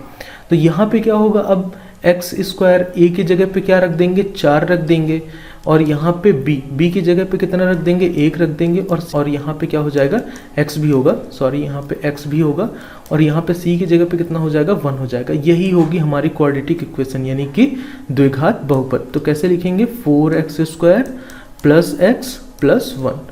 तो ये होने वाला है हमारा क्वाड्रेटिक इक्वेशन। तो ये है दूसरा तरीका, इस तरह से पता लगाते हैं। आई होप कि आपको चीज़ें समझ में आई होंगी। तो ये हमारे एक्सरसाइज 2.2 का दूसरा सवाल था और आखिरी सवाल था। अगर आपको कहीं पे भी कोई भी दिक्कत होती है तो आप हमें कमेंट डाउन करके बता सकते हैं, हम आप लोगों के लिए एक अल्टरनेट वीडियो प्रोवाइड करवा देंगे। प्रश्नावली 2.3 के पहले प्रश्न को, पहला प्रश्न आपसे क्या कहता है, विभाजन एल्गोरिदम का प्रयोग करके निम्न px को gx से भाग देने पर भागफल तथा शेषफल ज्ञात कीजिए। तो यहाँ पे 3-4 टर्म आ रहे हैं। जैसे यहाँ पे सबसे पहले बात करें विभाजन एल्गोरिदम, देन यहाँ पे आपको px देखने को मिल रहा है, gx देखने को मिल रहा है, भाग देने पर भागफल, शेषफल, ये सारी चीज़ें आपने पहले भी सीखी हैं, आप इन शब्दों से परिचित हैं। देखिए क्या होता है कि जब हम किसी भी संख्या को भाग देते हैं तो हमें क्या मिलता है, भागफल मिलता है, शेषफल मिलता है, भाज्य और भाजक वो दोनों संख्याएं कहलाती हैं। तो उसी से हमें क्या मिलता है, विभाजन का एल्गोरिदम, जो कि हमने चैप्टर 1 में पहले पढ़ रखा है। और अगर आपने अभी तक वो वीडियो नहीं देखा है तो प्लीज जाकर उस वीडियो को देखिए, जहां पे हमने यूक्लिड विभाजन एल्गोरिदम के बारे में समझा था। चलिए यहाँ पे कुछ उदाहरण ले लेते हैं, फिर समझते हैं कि विभाजन एल्गोरिदम क्या होगा। तो अगर बात करें यहाँ पे, अगर आपके पास उदाहरण के रूप में यहाँ पे 17 दिया हुआ है और इसे आपको क्या करना है, विभाजित करना है किससे, 2 से। तो आप क्या करेंगे, 2 का पहाड़ा पढ़ेंगे आप कितनी बार, 8 बार। आपको मिलेगा यहाँ पे 16, घटाने पे कितना मिल जाएगा, शेष 1 मिल जाएगा। ठीक है, दूसरी संख्या मान लेते हैं। अगर आपको यहाँ पे 26 दिया हुआ है और इसे आपको विभाजित करना है किससे, 3 से विभाजित करना है। तो आप 3 का पहाड़ा कितनी बार पढ़ेंगे, 3 अट्ठे कितना होता है, 24 होता है, 24, और उसके बाद जब इसको घटाएंगे तो आपको कितना मिलेगा, 2। अब देखिए 26 पाने के लिए हमें क्या करना पड़ेगा, इस 26 को पाने के लिए हमें क्या करना पड़ेगा, 3 का पहाड़ा 8 बार पढ़ा है हमने, और यहाँ पे कितना है, 2 हमारा शेष बचा है। यानी कि 3 से जब हम इसे विभाजित करवा रहे थे तो 8 बार पहाड़ा हमने पढ़ा, यानी कि भागफल कितना हुआ, 8 हुआ, और शेषफल कितना बच गया, 2 बच गया। तो इस तरह से हम इसे विभाजन एल्गोरिदम में लिखते हैं। देखिए यहाँ पे भाज्य, भाज्य क्या होता है, भाज्य आपने सीखा था, जैसे यहाँ पे ये जो 17 है वो क्या कहलाएगा, वो कहलाएगा भाज्य। ये क्या कहलाएगा, ये कहलाएगा आपका भागफल। अभी मैंने बताया थोड़ी देर पहले, ये क्या कहलाएगा, भागफल। ये क्या कहलाएगा, ये कहलाएगा आपका भाजक। क्या कहलाएगा, भाजक कहलाएगा। और ये क्या कहलाएगा आपका, ये कहलाएगा आपका शेषफल। क्या कहलाएगा, शेषफल कहलाएगा। चलिए आइए यहाँ पे देखते हैं, अगर भाज्य आपका 17 है तो भाजक कितना था आपका, तब 2 था, तो भागफल कितना मिला था आपको, 8 मिला था। 2 8 16, और शेष भी तो कुछ बचा था ना, कितना बचा था, 1।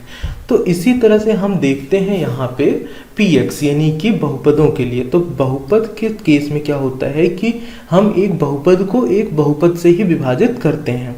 किससे करते हैं, बहुपद से। तो जब यहाँ पे px जो है एक बहुपद है और ये विभाजित होगा किससे, gx से, तो हमें यहाँ पे कोशेंट, कोशेंट किसे बोलते हैं, भागफल को। इंग्लिश में इसे कोशेंट बोलते हैं, इसलिए हम इसे qx से डिनोट करते हैं। यहाँ पे qx लिख लेते हैं, qx गुणे कितना हो जाएगा, qx। और अगर कुछ रिमाइंडर बच जाता है यानी कि शेषफल, शेषफल को इंग्लिश में क्या बोलते हैं, रिमाइंडर, यानी कि रिमाइंडर का क्या हो जाता है, यहाँ पे हमने r ले लिया है, तो इस तरह से r आप लिखते हैं। चलिए बढ़ते हैं आगे और देखते हैं, सबसे पहले एग्जाम्पल नंबर 7 को समझते हैं। उसके बाद ये जो तीनों सवाल आपको दिए गए हैं ये बहुत ईजी हो जाएंगे आपके लिए। तो सबसे पहले हम उदाहरण को समझ लेते हैं। तो यहाँ पे अगले स्लाइड में आप देख रहे हैं एग्जाम्पल नंबर 7 यानी कि उदाहरण नंबर 7। यहाँ पे हमने ये भी लिख लिया है विभाजन एल्गोरिथम क्या कहता है। अब देखिए यहाँ पे क्या दिया हुआ है, px, इसको क्या करना है, इसे भाग देना है। तो हमें क्या करना है, px की जगह पे हमें मिल जाएगा 3x स्क्वायर, यहाँ पे इक्वल का साइन लगा लेते हैं, 3x सॉरी क्यूब है यहाँ पे, plus x square plus 2x plus 5, यहाँ पे px मिल जाएगा। और अगर बात करें gx की, तो gx कितना दिया हुआ है, gx होगा हमारा ये वाला। अब ध्यान देने वाली बात क्या होगी यहाँ पे, देखिए एक्स स्क्वायर यहाँ पे है, फिर x है, फिर यहाँ पे 1 है। तो सबसे बड़ी बात यहाँ पे ये होगी कि जब हम gx या px को लिखते हैं तो कैसे लिखते हैं, x की घात को घटते क्रम में लिखते हैं। तो यहाँ पे सबसे पहले क्या आएगा, एक्स स्क्वायर, और यहाँ पे कितना आएगा, 2x आएगा, और यहाँ पे कितना आ जाएगा, यहाँ पे आ जाएगा 1 आ जाएगा। तो इस तरह से बेसिकली हम लिखते हैं। अब क्या करना है, हमें px को विभाजित करना है किससे, gx से। तो px लिख लेते हैं यहाँ पे सबसे पहले, यहाँ पे आएगा 3x क्यूब धन x स्क्वायर धन 2x धन 5, यहाँ पे आपको मिलने वाला है। अब इसे जब आप विभाजित करवाएंगे, किससे विभाजित करवाना है आपको, यहाँ पे x square plus 2x plus 1। तो कैसे विभाजन होता है यहाँ पे बहुपदों का, आपको ध्यान क्या देना होता है, सबसे पहले आपको चाहिए क्या, यहाँ पे x की घात 3। तो क्या यहाँ पे x की घात 3 देखने को मिल रही है जो हमारा भाजक है, नहीं है। तो इसमें हम किस पद का या फिर किस चर का या फिर किस संख्या का गुणा कर दें कि हमें यहाँ पे x क्यूब मिल जाए। तो सबसे पहले हमें x का गुणा तो करना पड़ेगा। जैसे ही x का गुणा करेंगे तो ये कितना हो जाएगा, x क्यूब हो जाएगा। पर देखिए यहाँ पे इसका कोफिशिएंट यानी कि गुणांक जो है वो कितना है, 3 है। तो हमें 3 का भी गुणा करना पड़ेगा, इसलिए हम क्या करेंगे, 3x से जब इसको गुणा करेंगे तो हमें यहाँ पे 3x क्यूब जो है वो मिल जाएगा। कितना मिल जाएगा, 3x क्यूब मिल जाएगा। अब देखिए दोनों सेम हो गया ना। अब उसके बाद क्या करना है, प्लस यहाँ पे क्या लिख लेते हैं। अब 3x का जब आप गुणा करेंगे 2x में तो कितना हो जाएगा, 6x स्क्वायर हो जाएगा। कितना हो जाएगा, 6x स्क्वायर। और यहाँ पे कितना बचेगा, 3x, और 1 का जब मल्टीप्लिकेशन होगा तो 3x यहाँ पे बचने वाला है। ठीक है, अब क्या करना होता है, आपको घटाना होता है। तो यहाँ पे ऋण ऋण ऋण। अब देखिए ये ऋणात्मक है, ये धनात्मक है, तो ये क्या हो जाएगा, कैंसिल आउट हो जाएगा। ये ऋणात्मक 6x स्क्वायर है और ये धनात्मक है, तो इसे कितना बना देगा, ऋण 5x स्क्वायर यहाँ से आपका बच जाएगा। अब देखिए ऋणात्मक 3x और धनात्मक 2x, तो यहाँ से ऋणात्मक x बचेगा और ये वाला 5 ऐसे ही नीचे आ जाएगा, तो धन यहाँ पे 5 हो जाएगा। अब अगली बार क्या करना पड़ेगा आपको, देखिए यहाँ पे 5x स्क्वायर है, जबकि यहाँ पे gx यानी कि जो हमारा भाजक है उसमें क्या है, सिर्फ x स्क्वायर है। तो यहाँ पे हमें क्या करना होगा, देखिए ये ऋणात्मक है, हमें यहाँ पे क्या करना है, ऋणात्मक नहीं, यहाँ पे हमें चाहिए धनात्मक, तब तो ये दोनों कटेंगे। तो इसलिए हम क्या कर देंगे, ऋणात्मक 5 का यहाँ पे करेंगे गुणा। तो यहाँ से आप ऋण 5x स्क्वायर मिल जाएगा। उसके बाद आपको मिलेगा यहाँ से ऋण 10x मिल जाएगा, और यहाँ से कितना मिलेगा, ऋण 5 आपको मिलने वाला है। अब देखिए हमने ऋण 5 का गुणा क्यों किया था, मैंने आपको बताया था इसे आपको धनात्मक बनाना होगा अगर आपको इसे कैंसिल आउट करना है। तो जब आप इसे घटाएंगे तो आपको क्या मिल जाएगा, ऋण और ऋण कितना हो जाएगा, धन, तो ये क्या हो जाएगा, कैंसिल आउट हो जाएगा। उसके बाद देखिए यहाँ पे ये ऋणात्मक, ये ऋणात्मक, तो यहाँ से क्या हो जाएगा, ये धनात्मक बन जाएगा, धनात्मक का 10x और यहाँ से कितना, ऋणात्मक का x, तो यहाँ से कितना बचेगा, 9x आपका बच जाएगा। और ये देखिए यहाँ पे ऋणात्मक 5 और ये ऋणात्मक चिन्ह, तो ऋणात्मक ऋणात्मक धनात्मक और धन धन कितना हो जाएगा, यहाँ से 10 हो जाएगा। तो जो रिमाइंडर बचा यहाँ से r की वैल्यू आई है, ये क्या है r, और यहाँ पे कितना है 9x + 10, ये क्या है आपका, ये है आपका यहाँ पे qx, क्वोशंट है ना, तो इसे हम qx लिखेंगे। ये क्या है आपका gx है, क्या है gx है, और ये क्या था आपका px था, कितना था, px था। अब देखिए यहाँ पे क्या लिखेंगे, इस तरह से जब लिखेंगे हम इसे विभाजन एल्गोरिदम में, तो यहाँ पे होगा 3x³ धन x² धन 2x धन 5, और यहाँ पे क्या लिखेंगे, x² + 2x + 1, इन दोनों का जब करेंगे गुणा तो कितना मिलेगा, यहाँ पे 3x - 5, और यहाँ पे कितना हो जाने वाला है, रिमाइंडर कितना बचा है, प्लस लिख लेते हैं यहाँ पे 9x + 10, यहाँ पे रिमाइंडर बचने वाला है। तो इस तरह से बेसिकली लिखना होता है हमें इन सवालों को, जब यहाँ पे पूछा जाएगा आपसे इस तरह से विभाजन एल्गोरिदम में लिखने के लिए, तो इस तरह से आप लिख सकते हैं। चलिए बढ़ते हैं आगे और देखते हैं एक्सरसाइज के क्वेश्चन नंबर 1 के पहले पार्ट को। अब देखिए पहले प्रश्न में यहाँ पे px जो है दिया गया है आपको x³ - x² + 5x - 3, और जो gx है वो कितना दिया हुआ है, x² ऋण 2। तो अभी यहाँ पे इसको आपको अरेंज करने की, यानी कि x² या फिर कह दीजिए x की घटती घात में लिखने की ज़रूरत नहीं है, क्योंकि यहाँ पे ये पहले से ही घटते हुए घात में दिया हुआ है। तो आपको सिंपली क्या करना है, यहाँ पे लिखना है px जो कि है आपका x³ ऋण 3x² धन यहाँ पे कितना हो जाएगा 5x ऋण 3, और इसे आपको क्या करना है, विभाजित कराना है, किससे, आपको विभाजित करवाना है x² ऋण 2 से। तो अब क्या करेंगे आप, अब देखिए x³ चाहिए हमें, x³ हमें आसानी से मिल जाएगा, कैसे मिलेगा, हम x का कर देंगे गुणा। तो जैसे ही x का गुणा करेंगे तो आपको कितना मिलेगा, यहाँ से x³ मिल जाएगा, और यहाँ पे क्या होने वाला है, ऋण 2 था, जब इसमें गुणा करेंगे तो ऋण 2x आपको मिलेगा, तो ऋण 2x को यहाँ पे लिख लेते हैं। अब उसके बाद क्या होगा, अब आपको घटाना होगा इसे, तो ऋण ऋण कितना हो जाएगा, यहाँ से ये कैंसिल आउट हो जाएंगे, और ये ऋणात्मक और ऋणात्मक धनात्मक होकर ये सबसे पहले इसे लिख लेते हैं 7x, जिससे कोई कंफ्यूजन ना हो।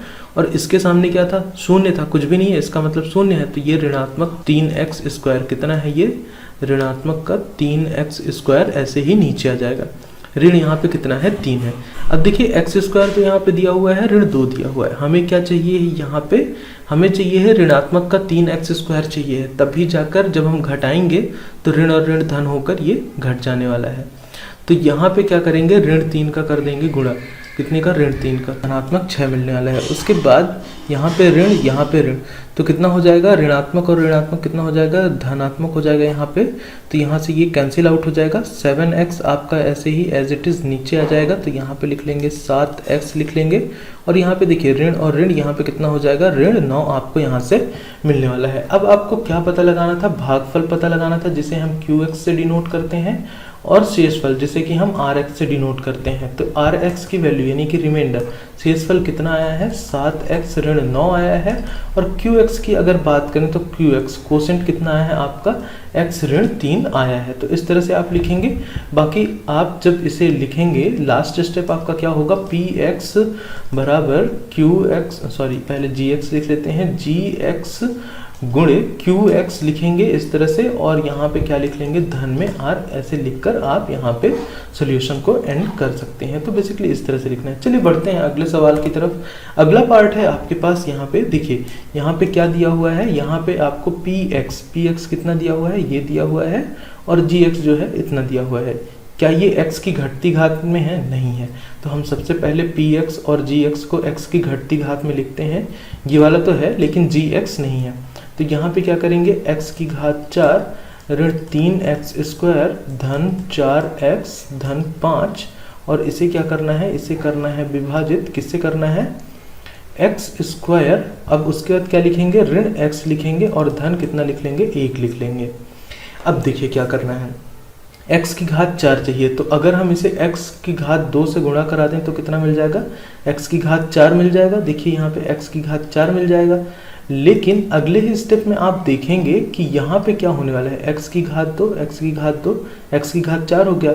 अब x की घात 2 और यहाँ पे x की घात 1, तो यहाँ से क्या मिलेगा, देखिए माइनस का x क्यूब आपको मिल जाएगा, जो कि यहाँ पे है नहीं। तो घबराने की कोई बात नहीं, अगले स्टेप में देखेंगे कि हम इसे कैसे सॉल्व करेंगे। उसके बाद देखिए यहाँ पे क्या है, यहाँ पे है एक्स स्क्वायर और ये धनात्मक, तो यहाँ पे एक बार आपका एक्स स्क्वायर आ जाएगा। कितना आ जाएगा, एक्स स्क्वायर आ जाएगा। देखिए अब क्या करना है आपको, समझने वाली बात यहाँ पे ये होगी कि ये जो एक्स क्यूब है ऋणात्मक का, तो ऋणात्मक का एक्स क्यूब हम यहाँ पे साइड में लिख लेते हैं, और जो यहाँ पे हमारा इन दोनों को गुणा करने पे, एक और एक्स स्क्वायर को गुणा करने पे धन एक्स स्क्वायर आएगा, उसको हम यहाँ पे लिख लेते हैं। अब जैसे माइनस माइनस और माइनस यहाँ पे जब आप लगाएंगे तो आप देखेंगे ये और ये कैंसिल आउट हो जाएंगे, जबकि ये ऋणात्मक और ऋणात्मक क्या होगा, यहाँ से ऋण 4x स्क्वायर हो जाएगा, और ये जो एक्स स्क्वायर आपका बचा था ना, तो इसे हम क्या करेंगे, ये धनात्मक हो जाएगा, ऋण और ऋण कितना हो जाएगा, धन। तो एक्स क्यूब यहाँ पे आपका आ जाने वाला है। अब अगले स्टेप में ये दोनों संख्याएं भी बच गई थी, दोनों पद बच गए थे, तो यहाँ पे 4x + 5 यहाँ पे एज इट इज लिख लेने वाले हैं हम लोग। अब क्या करना है, एक्स क्यूब चाहिए। एक्स क्यूब के लिए हमें क्या करना होगा, यहाँ पे एक्स क्यूब के लिए हमें सिंपली एक एक्स का क्या कर देना है, गुणा कर देना है। तो यहाँ से आपको मिलेगा एक्स क्यूब ऋण, यहाँ पे कितना मिलेगा आपको, एक्स स्क्वायर, कितने का, ऋणात्मक का, यहाँ पे एक्स स्क्वायर आपको मिल जाएगा। और उसके बाद यहाँ पे आप क्या लिख सकते हैं, एक्स लिखेंगे, धनात्मक का एक्स आपको यहाँ पे मिलने वाला है। अब देखिए यहाँ पे ऋण ऋण ऋण, अब क्या हो जाएगा, ये दोनों कैंसिल आउट हो जाएंगे, ऋण और ऋण धन हो जाएगा। और इसमें जब आप जोड़ेंगे तो कितना हो जाएगा, यहाँ पे ऋणात्मक का 3x स्क्वायर आपके पास बच जाएगा, यहाँ से कितना होगा ऋण, और यहाँ से 3x बच जाएगा, कितने का, धनात्मक का, और यहाँ पे +5 एज इट इज आ जाने वाला है। अब देखिए यहाँ पे 3x स्क्वायर है, यहाँ पे 3x है। अब क्या करेंगे हम लोग, अब हम लोग करेंगे यहाँ पे +3 का नहीं, -3 का करेंगे मल्टीप्लीकेशन। -3 का क्यों करेंगे, क्योंकि यहाँ पे ऑलरेडी माइनस साइन के साथ है, तो जब हम -3 का करेंगे तो यहाँ कितना हो जाएगा, यहाँ पे आ जाएगा -3x स्क्वायर आ जाएगा। अगले स्टेप में आप देखेंगे कि माइनस और माइनस +3x आ जाएगा यहाँ पे, और यहाँ पे ऋण 3 यहाँ पे आ जाने वाला है। अब अगले स्टेप में क्या होगा, माइनस माइनस माइनस, तो ये माइनस और ये माइनस पॉजिटिव, तो यहाँ से ये कैंसिल आउट, माइनस और प्लस कितना हो जाएगा, माइनस, तो यहाँ से ये कैंसिल आउट। अब देखिए यहाँ पे ऋण और ऋण कितना हो जाएगा, धन, तो यहाँ पे कितना मिलने वाला है आपको, 8। कितना मिलने वाला है, 8। रिमाइंडर जो होने वाला है Rx, तो Rx की कितनी वैल्यू आई, शेषफल की वैल्यू आई है आपकी 8। जबकि अगर बात करें यहाँ पे कोशेंट, जिसे हम बोलते हैं Qx, तो Qx की वैल्यू कितनी आई है, Qx की वैल्यू आई है x² + x ऋण 3। तो इस तरह से आप इन क्वेश्चंस को सॉल्व करते हैं। आई होप कि आपको समझ में आएगा। अगर कहीं पे भी कोई भी दिक्कत आती तो आप हमें कमेंट डाउन करके बता सकते हैं। और चलिए बढ़ते हैं अगले पार्ट की तरफ। चलिए अब अगर यहाँ पे अगले क्वेश्चन की बात करें तो यहाँ पे क्या दिया हुआ है, सबसे पहले px को लिख लेते हैं, जो कि घटते हुए घात में दिया हुआ है, तो x की घात 4, ऋण यहाँ पे कितना 5x लिख लेते हैं, धन यहाँ पे कितना लिख लेते हैं 6 लिख लेते हैं। इसे विभाजित करना है किससे, यहाँ पे दिया हुआ है आपको x की घात, सॉरी यहाँ पे लिखेंगे सबसे पहले क्या लिखेंगे, x², जो कि कैसा है, ऋणात्मक है, धन यहाँ पे आपको 2 लिख लेना है। अब देखिए करना क्या होगा आपको, जब आप इसे ऋणात्मक x की घात 2 से गुणा कराएंगे तो आपको कितना मिल जाएगा, ऋण और ऋण कितना हो जाएगा, धन, और x की घात 4। तो हमारा पहला टास्क क्या होता है, इस वाले पद को पाना, तो ये वाला पद हमने पा लिया। अब ऋणात्मक x की घात 2 को जब आप इसमें गुणा करेंगे तो कितना हो जाएगा, ये यहाँ से ऋण 2x² आपका हो जाने वाला है, कितना, यहाँ से ऋण 2x²। तो अब आप जब इसे घटाते हैं तो आपको कितना मिलेगा, यहाँ से ऋण और धन कितना हो जाएगा, यहाँ से कट जाएगा। अब देखिए ऋणात्मक और ऋणात्मक धनात्मक, तो सबसे पहले तो आप यहाँ पे 2x² पॉजिटिव का लिख लीजिए, देन यहाँ पे कितना होने वाला है 5x लिख लीजिए, कैसा है ये, ऋणात्मक होगा, तो ऋणात्मक 5x लिख लीजिए, धनात्मक 6, ये तो आपके पास था ही। अब देखिए अगले स्टेप में क्या करना होता है, हमें पाना है कितना, 2x²। तो 2x² कैसे मिलेगा, यहाँ पे सबसे पहले, और हम क्या लिखेंगे यहाँ पे, ऋणात्मक 2 का करेंगे। क्यों करेंगे, क्योंकि ऋण और ऋण कितना हो जाएगा, धन बनाएगा, इसलिए हम यहाँ पे ऋण 2 का करेंगे गुणा। तो यहाँ से कितना मिल जाएगा, ऋण और ऋण, तो यहाँ से 2x² मिल जाएगा, और यहाँ पे कितना बचेगा, जब 2 में 2 का गुणा करेंगे तो आपको कितना मिलने वाला है, यहाँ से ऋणात्मक 4 मिल जाएगा आपको। अगले स्टेप में आपको क्या करना है, ऋण यहाँ पे ऋण यहाँ पे, तो ये कैंसिल आउट हो जाएंगे। कितना मिलेगा आपको यहाँ से, ऋण 5x मिल जाएगा यहाँ से, और ये ऋण और ऋण धन बनाकर कितना कर देंगे, इसे 10 बना देंगे। देखिए अब इसके आगे आप इसे विभाजित नहीं कर सकते हैं। क्यों नहीं कर सकते हैं, क्योंकि जो आपका भाजक है वहाँ पे x की मैक्सिमम पावर यानी कि x की उच्चतम घात कितनी है, 2 है, जबकि अगर बात करें यहाँ पे तो x की उच्चतम घात कितनी है, 1 है, इसलिए आप इसे विभाजित नहीं कर सकते हैं। तो यहाँ से जो qx की वैल्यू थी वो कितनी आई है, यहाँ से ऋण x की घात 2 ऋण 2, और जो r था उसकी वैल्यू rx की वैल्यू कितनी आई है, सॉरी r की वैल्यू कितनी आई है, यहाँ पे r की वैल्यू आई है आपकी ऋण 5x धन 10, कितनी आई है, ये आई है। तो इस तरह से सॉल्व करते हैं हम और सीखते हैं कि कैसे हम विभाजन एल्गोरिदम का मदद लेकर इन सवालों को बहुत ही आसान तरीके से सॉल्व कर सकते हैं। प्रश्नावली 2.3 को 2.3 के दूसरे सवाल को हम लोग यहाँ पे पढ़ेंगे। क्वेश्चन नंबर फर्स्ट को हमने पिछले वीडियो पे सीखा था, और साथ ही साथ हमने सीखा था विभाजन एल्गोरिदम क्या होता है और किस तरह से हम विभाजन एल्गोरिदम की मदद से बहुपद का भागफल एवं शेषफल निकालते हैं। चलिए इस वीडियो में हम लोग देखेंगे, यहाँ पे कह रहा है क्वेश्चन नंबर सेकेंड, पहले बहुपद से यानी कि इस वाले बहुपद से दूसरे बहुपद को यानी इस वाले बहुपद को भाग करके जांच कीजिए कि प्रथम बहुपद जो है, प्रथम बहुपद यानी कि ये द्वितीय बहुपद का गुणनखंड है। गुणनखंड का मतलब क्या होता है, अगर कोई भी संख्या ले लें यहाँ पे 12, जैसे तो 12 के गुणनखंड क्या होते हैं, 2 होता है, 3 होता है, 4 होता है, 6 होता है और 12 स्वयं भी होता है। तो इन संख्याओं से 12 को विभाजित करने पे हमें क्या मिलता है, शून्य मिलता है। शून्य मिलता है क्या, शेषफल। इस वजह से हम क्या कहते हैं कि ये इसके गुणनखंड है, जो कि पूरे तरह से विभाजित करा दे, कंप्लीटली डिवाइड कर दे, तो उसे हम क्या बोलते हैं, गुणनखंड बोलते हैं। तो आइए देखते हैं यहाँ पे टी स्क्वायर जो है ये क्या है, गुणनखंड है। गुणनखंड है यानी कि ये हमारा कहाँ पे होगा, देखिए px और gx, इन दो चीजों के बारे में हमने पिछले वीडियो में सीखा था। तो gx से px को डिवाइड करवाना होता है, तो gx कौन काम करेगा, ये, और px क्या होने वाला है, ये।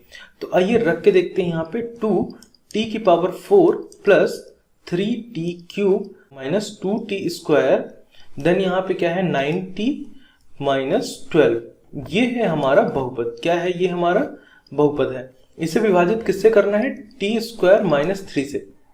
अब देखिए करना क्या होगा, सबसे पहले हम क्या करते थे, हम देखते थे कि यहाँ पे t की उच्चतम घात कितनी है, t की उच्चतम घात 4 है और यहाँ पे क्या है 2, तो 2t स्क्वायर से हम इसे क्या कर देंगे, गुणा करवा देंगे किसे, gx को। तो हमें क्या मिलेगा, हमें यहाँ से मिलेगा 2t की पावर 4 इतना मिलेगा, और यहाँ पे 2t और ये -3 का जब आप मल्टीप्लीकेशन करेंगे तो यहाँ से क्या मिलने वाला है, यहाँ से 6t, और वो भी -6t स्क्वायर आपको मिल जाएगा। ओके, तो अब अगले स्टेप में क्या होगा, जब आप इसे घटाएंगे तो क्या मिलने वाला है, यहाँ से ये ऋणात्मक और ऋण यहाँ से क्या हो जाएगा, धन, और ये धन और ऋण, तो ये कैंसिल आउट हो जाएगा, 3t क्यूब और यहाँ से 4t स्क्वायर हो जाएगा, माइनस 9t और यहाँ पे 12 कितना है, -12 यहाँ पे बच जाएगा।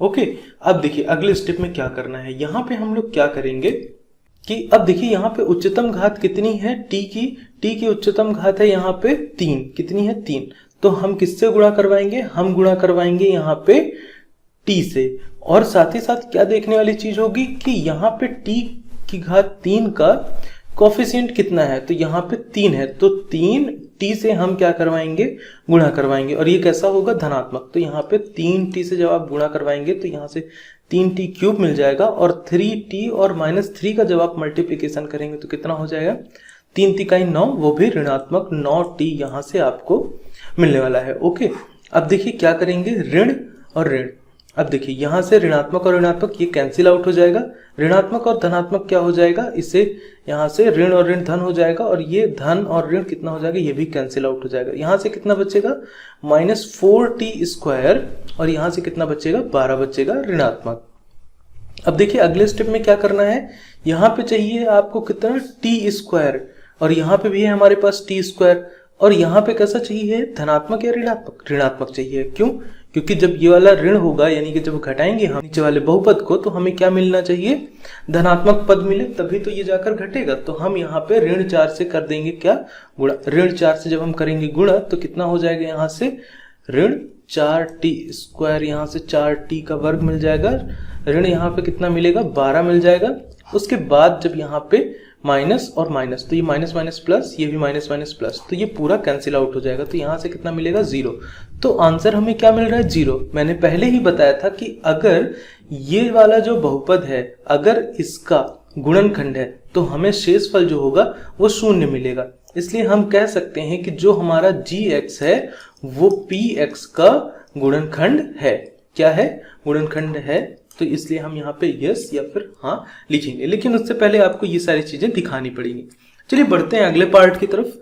अगला पार्ट है हमारा यहाँ पे x² + 3x + 1, और यहाँ पे क्या है px की जगह पे क्या देखने को मिल रहा है 3x⁴। यहाँ पे लिख लेते हैं 3x घात कितनी है 4 धन 5x³ ऋण 7x² धन 2x धन कितना है यहाँ पे 2। अब उसके बाद क्या करना है, इसे करना है विभाजित। किससे करना है? इसे करना है हमें विभाजित x² + 3x + 1 से, इसे हमें विभाजित करना है। अब देखिए यहाँ पे क्या है 3x और x की घात कितनी है 4, तो उच्चतम घात कितनी है 4 और यहाँ पे 2। तो क्या करना पड़ेगा, x की घात 4 लाने के लिए सबसे पहले x की घात 2 से तो इसको गुणा करना पड़ेगा। साथ ही साथ यहाँ पे देखेंगे कि इसका कोफिशिएंट कितना है 3 है, तो हमें 3 भी चाहिए होगा, तो हम 3x² से इसको क्या कराएंगे गुणा करवाएंगे। तो यहाँ पे कितना मिल जाएगा 3x⁴ मिल जाएगा, और यहाँ पे 3x, देखिए 3 और 3 कितना हो जाएगा 9 हो जाएगा, 3 × 3 = 9, तो यहाँ से 9 हो जाएगा और x की घात कितनी 3 मिल जाएगी, और यहाँ से कितना मिलेगा 3x का वर्ग मिल जाएगा प्लस 3x² आपको यहाँ से मिलने वाला है। अगले स्टेप में क्या करेंगे आप, ऋण ऋण ऋण, ये और ये तो कैंसिल आउट हो जाएंगे। यहाँ पे ऋणात्मक 9x³ बचेगा और यहाँ पे धनात्मक, तो यहाँ से ऋण 4x³ बच जाएगा आपके पास। यहाँ पे देखिए कितना है, यहाँ पे है ऋण 3x² और यहाँ पे कितना रहेगा 7, तो ये 7 और 3 कितना हो जाएगा 10x², यहाँ पे ऋणात्मक का आपको मिलने वाला है। अब देखिए यहाँ पे x की घात कितनी है 3 है और यहाँ पे कितनी है 2 है, तो आपको क्या करना होगा, आपको 3 लाने के लिए यहाँ पे सबसे पहले तो देखिए कोफिशिएंट भी देखना पड़ेगा। तो क्या करेंगे, ऋण 4x से आप इसको करवाएंगे गुणा, तो ऋणात्मक 4x का जब करवाएंगे आप गुणा, तो यहाँ पे कितना हो जाने वाला है ऋण 4x की घात 3 और यहाँ पे ऋण 4x और धन 3x, कितना हो जाएगा 4 × 3 = 12 हो जाएगा और ऋणात्मक 12x² यहाँ पे आने वाला है। उसके बाद ऋण कितना हो जाएगा यहाँ से 4x, तो यहाँ से आपको मिलने ही वाला है। एक चीज हम लोगों ने मिस कर दी, ये जो 2x + 2 है वो एज इट इज यहाँ पे 2x + 2 यहाँ पे आ जाने वाला था। अब देखना क्या है, यहाँ पे जब इसे आप घटाएंगे ऋण ऋण ऋण, तो कितना हो जाएगा, ये और ये कैंसिल आउट हो जाएंगे, ऋणात्मक ऋणात्मक धनात्मक, तो यहाँ से कितना बचेगा आपका 2x² बच जाएगा, और ये ऋण और ऋण धन, तो यहाँ से कितना हो जाएगा धन 6x हो जाएगा और प्लस कितना रहेगा 2। अब देखिए, अब अगर आप इसमें 2 का कर दें गुणा, कितने का 2 का, तो यहाँ पे हम लोग क्या लिख लेंगे +2 लिखेंगे, और 2 का जैसे ही गुणा करेंगे तो आपको मिलने वाला है 2x² + 6x + 2 आपको यहाँ से मिल जाएगा, और जैसे ही आप इसे घटाएंगे तो ये पूरा कट जाएगा और यहाँ पे मिलेगा 0। तो यहाँ पे भी आप देख रहे हैं कि जो ये पहला वाला बहुपद है वो दूसरे वाले बहुपद का गुणनखंड है। तो यहाँ पे हम लोग लिख लेंगे, क्या लिखेंगे, gx जो है वो क्या है, एक गुणनखंड है किसका, px का, या तो यहाँ पे पहला जो है पहला दूसरे का क्या है गुणनखंड है, पहला दूसरे बहुपद का, यहाँ पे आप लिखेंगे बहुपद का गुणनखंड है, क्या है गुणनखंड है। तो इस तरह से आप लिखेंगे। चलिए बढ़ते हैं अगले पार्ट की तरफ। अगला पार्ट है हमारे पास, यहाँ पे देखिए x की घात 3 है, यहाँ पे पहले वाले पे 3x और यहाँ पे 1, और ये जो बहुपद है x की घात 5 से है, तो यहाँ पे लिख लेते हैं x⁵ - 4x³ + x² + 3x + 1। तो एक बार टैली कर लेते हैं, मिला लेते हैं x⁵ - 4x³ + x² और यहाँ पे 3x + 1, ठीक है, सही है। अब देखिए क्या करना है हमें, यहाँ पे x की घात 3 और यहाँ पे क्या दिया हुआ है ऋण 3x लिखा हुआ है धन 1, अब x की घात 5 बनाने के लिए आपको इसे x स्क्वायर से क्या करना पड़ेगा, गुणा। तो यहाँ पे क्या मिलेगा, x की घात 5, यहाँ पे कितना मिलेगा x स्क्वायर, और x यहाँ से x क्यूब बनाएगा और साथ ही साथ यहाँ से ऋण 3x क्यूब यहाँ से बनने वाला है। और अगले स्टेप में क्या हो जाएगा, x स्क्वायर कितना रहेगा, ये प्लस x स्क्वायर रहेगा। अब देखिए अगले स्टेप में क्या हो जाएगा, ऋण ऋण ऋण, तो ये और ये तो कैंसिल आउट हो जाएंगे, ये और ये भी कैंसिल आउट हो जाएंगे। यहाँ से कितना बचेगा, ऋणात्मक ऋणात्मक धनात्मक, तो यहाँ से x क्यूब बचेगा, यहाँ से 3x प्लस 1 बच जाएगा। अब उसके बाद क्या करना है, देखिए अब अगर आप यहाँ पे 1 का मल्टीप्लिकेशन करते हैं, जैसे यहाँ पे 1 लिख लें, तो आपको कितना मिलने वाला है, क्योंकि x क्यूब चाहिए है, x क्यूब जब तक आप 1 का मल्टीप्लिकेशन नहीं करेंगे तब तक नहीं मिलेगा। तो यहाँ पे x क्यूब मिल गया, अगले स्टेप में क्या मिलेगा आपको, ऋण 3x मिल जाएगा, और अगले स्टेप में क्या मिल जाएगा आपको, 1 मिल जाएगा। क्या मिल जाएगा, 1 मिल जाएगा। अब देखिए जब आप इसे घटाएंगे तो आपको क्या मिलने वाला है, यहाँ से ये और ये तो कैंसिल आउट हो जाएंगे, ये भी कैंसिल आउट हो जाएगा, लेकिन ऋण और ऋण धन हो जाएगा, और यहाँ से कितना मिलेगा, 6x आपको एज अ रिमाइंडर मिलने वाला है। r की जगह पे आपको क्या मिलेगा, 6x मिलेगा। अब देखिए अब आप इसे विभाजित नहीं कर सकते हैं, क्योंकि जो यहाँ पे x की घात है वो हमारे gx यानी कि यहाँ पे जो ये वाला बहुपद है जिससे हमें विभाजित करवाना था, जो हमारा भाजक है उसकी जो घात है वो ज्यादा है किससे, हमारे रिमाइंडर यानी कि शेषफल से। इसलिए हम यहाँ से आगे विभाजन प्रक्रिया को नहीं बढ़ा सकते हैं। इसलिए ये जो है हमारा x की घात 3 ऋण 3x धन 1, ये हमारे इस बहुपद का गुणनखंड नहीं है। तो इस क्वेश्चन को करना था इस तरह से सॉल्व। चलिए बढ़ते हैं आगे और देखते हैं कि क्वेश्चन नंबर 3 को हमें किस तरह से सॉल्व करना होगा। अब अगर बात करें क्वेश्चन नंबर 3 की, तो यहाँ पे आपको देखने को मिल रहा है एक बहुपद, और यहाँ पे क्या करना है, अन्य सभी शून्यक ज्ञात करने हैं। यानी कि इसके कितने शून्यक होंगे, सबसे पहले तो ये बताइए आप लोग, इसके कितने शून्यक होंगे, 4। कैसे पता लगाया मैंने, या कैसे पता लगाएंगे आप, क्योंकि यहाँ पे जो x की उच्चतम घात है कितनी है, 4, इसलिए इसके शून्यक भी कितने होंगे, 4 होंगे।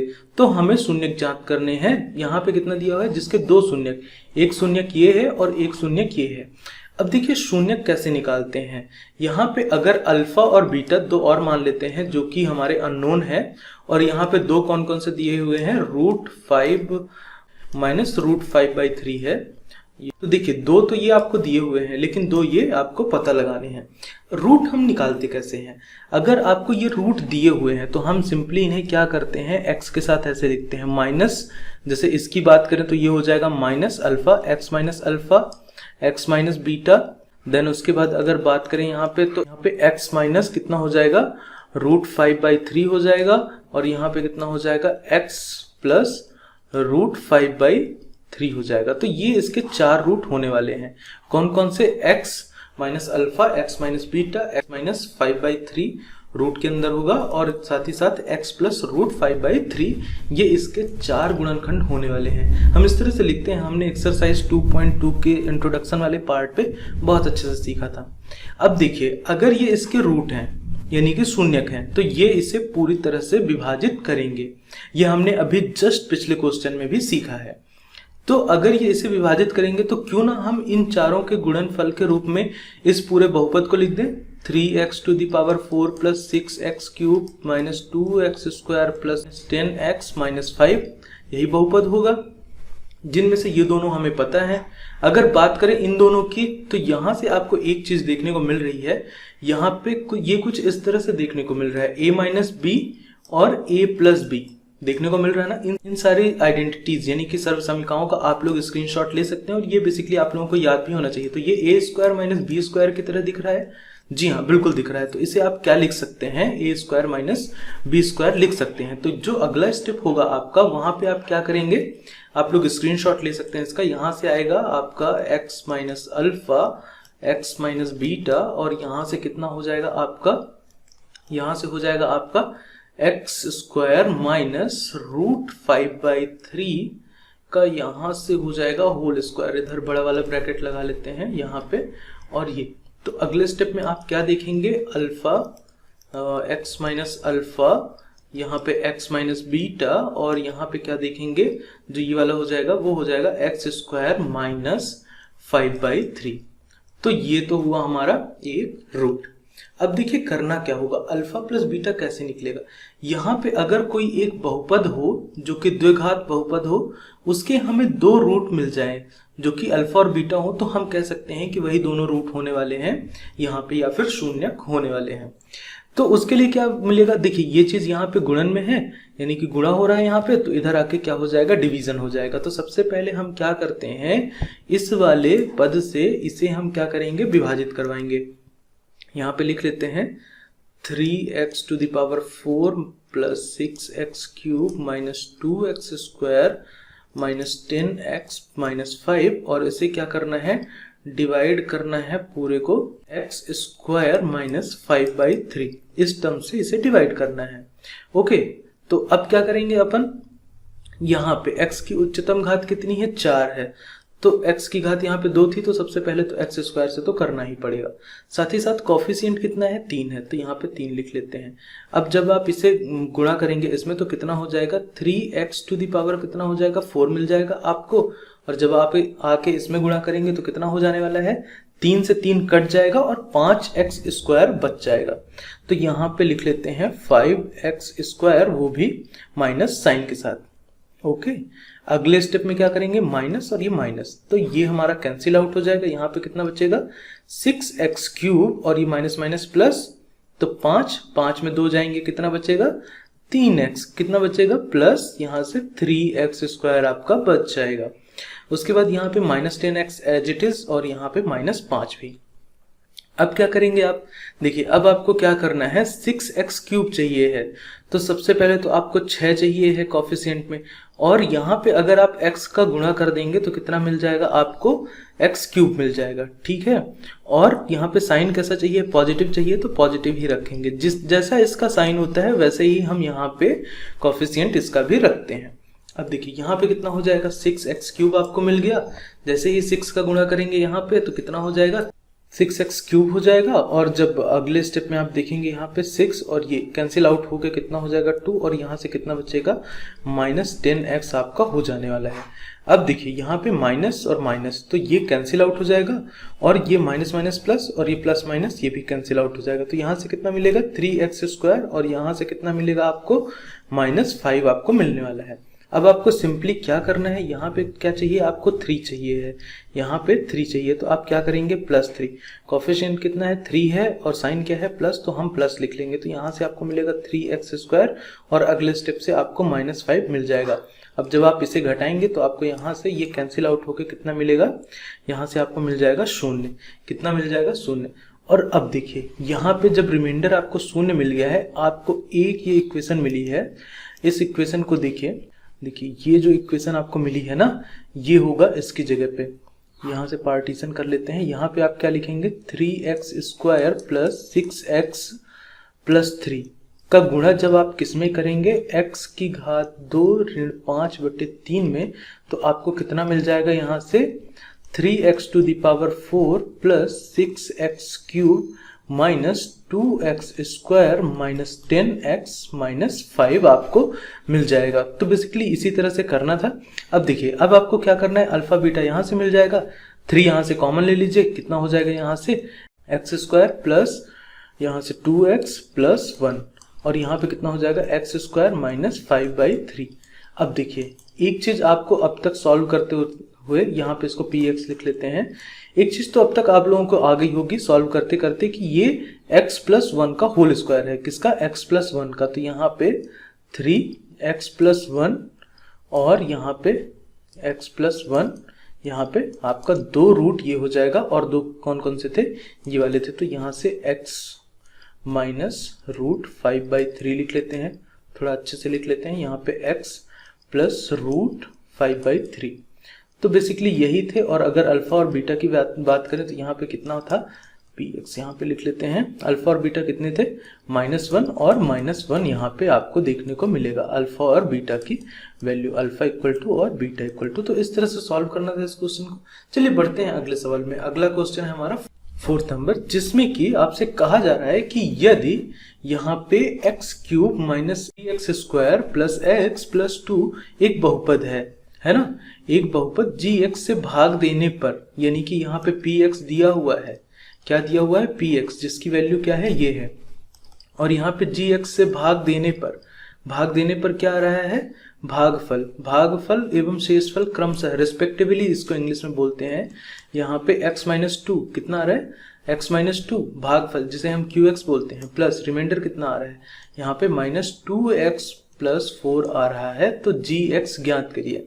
अब देखिए एज इट इज बस वैल्यू पुट करते जाइए। तो यहाँ पे कितना हो जाएगा x³ - 3x² + x + 2 और यहाँ पे gx। देखिए अब ये क्या है, यहाँ पे ऋणात्मक है, यहाँ पे माइनस साइन आ जाएगा। कैसे होगा ये, यहाँ पे -2x यहाँ से हटा के ऐसे लिख देते हैं, इसे -2x + 4 यहाँ पे लिख लेते हैं। अब क्या होगा, तो अब ये जो r वाला पद है रिमाइंडर, ये आकर यहाँ पे क्या हो जाएगा, ऋण के साथ आएगा, ऋणात्मक साइन के साथ आएगा, -2x और यहाँ पे +4 = कितना हो जाएगा gx इंटू इतना, यहाँ पे क्या दिया हुआ है x-2 दिया हुआ है। अब देखिए क्या होगा, यहाँ पे x³ और यहाँ पे -3x² + x + 2, यहाँ पे कितना हो जाएगा, ऋण और ऋण कितना हो जाएगा, यहाँ से माइनस +2x हो जाएगा और यहाँ से माइनस और प्लस -4 हो जाएगा और यहाँ से कितना हो जाएगा gx और यहाँ पे गुणे में कितना रहेगा ये x-2, तो यहाँ पे रहेगा ही।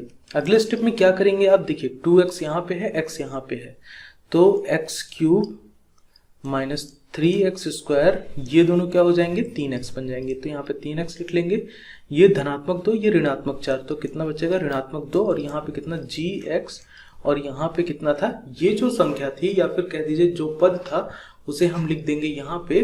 तो यहाँ पे क्या आ जाने वाला है बटे में, यहाँ पे आ जाएगा आपका x-2, कितना आ जाएगा x-2।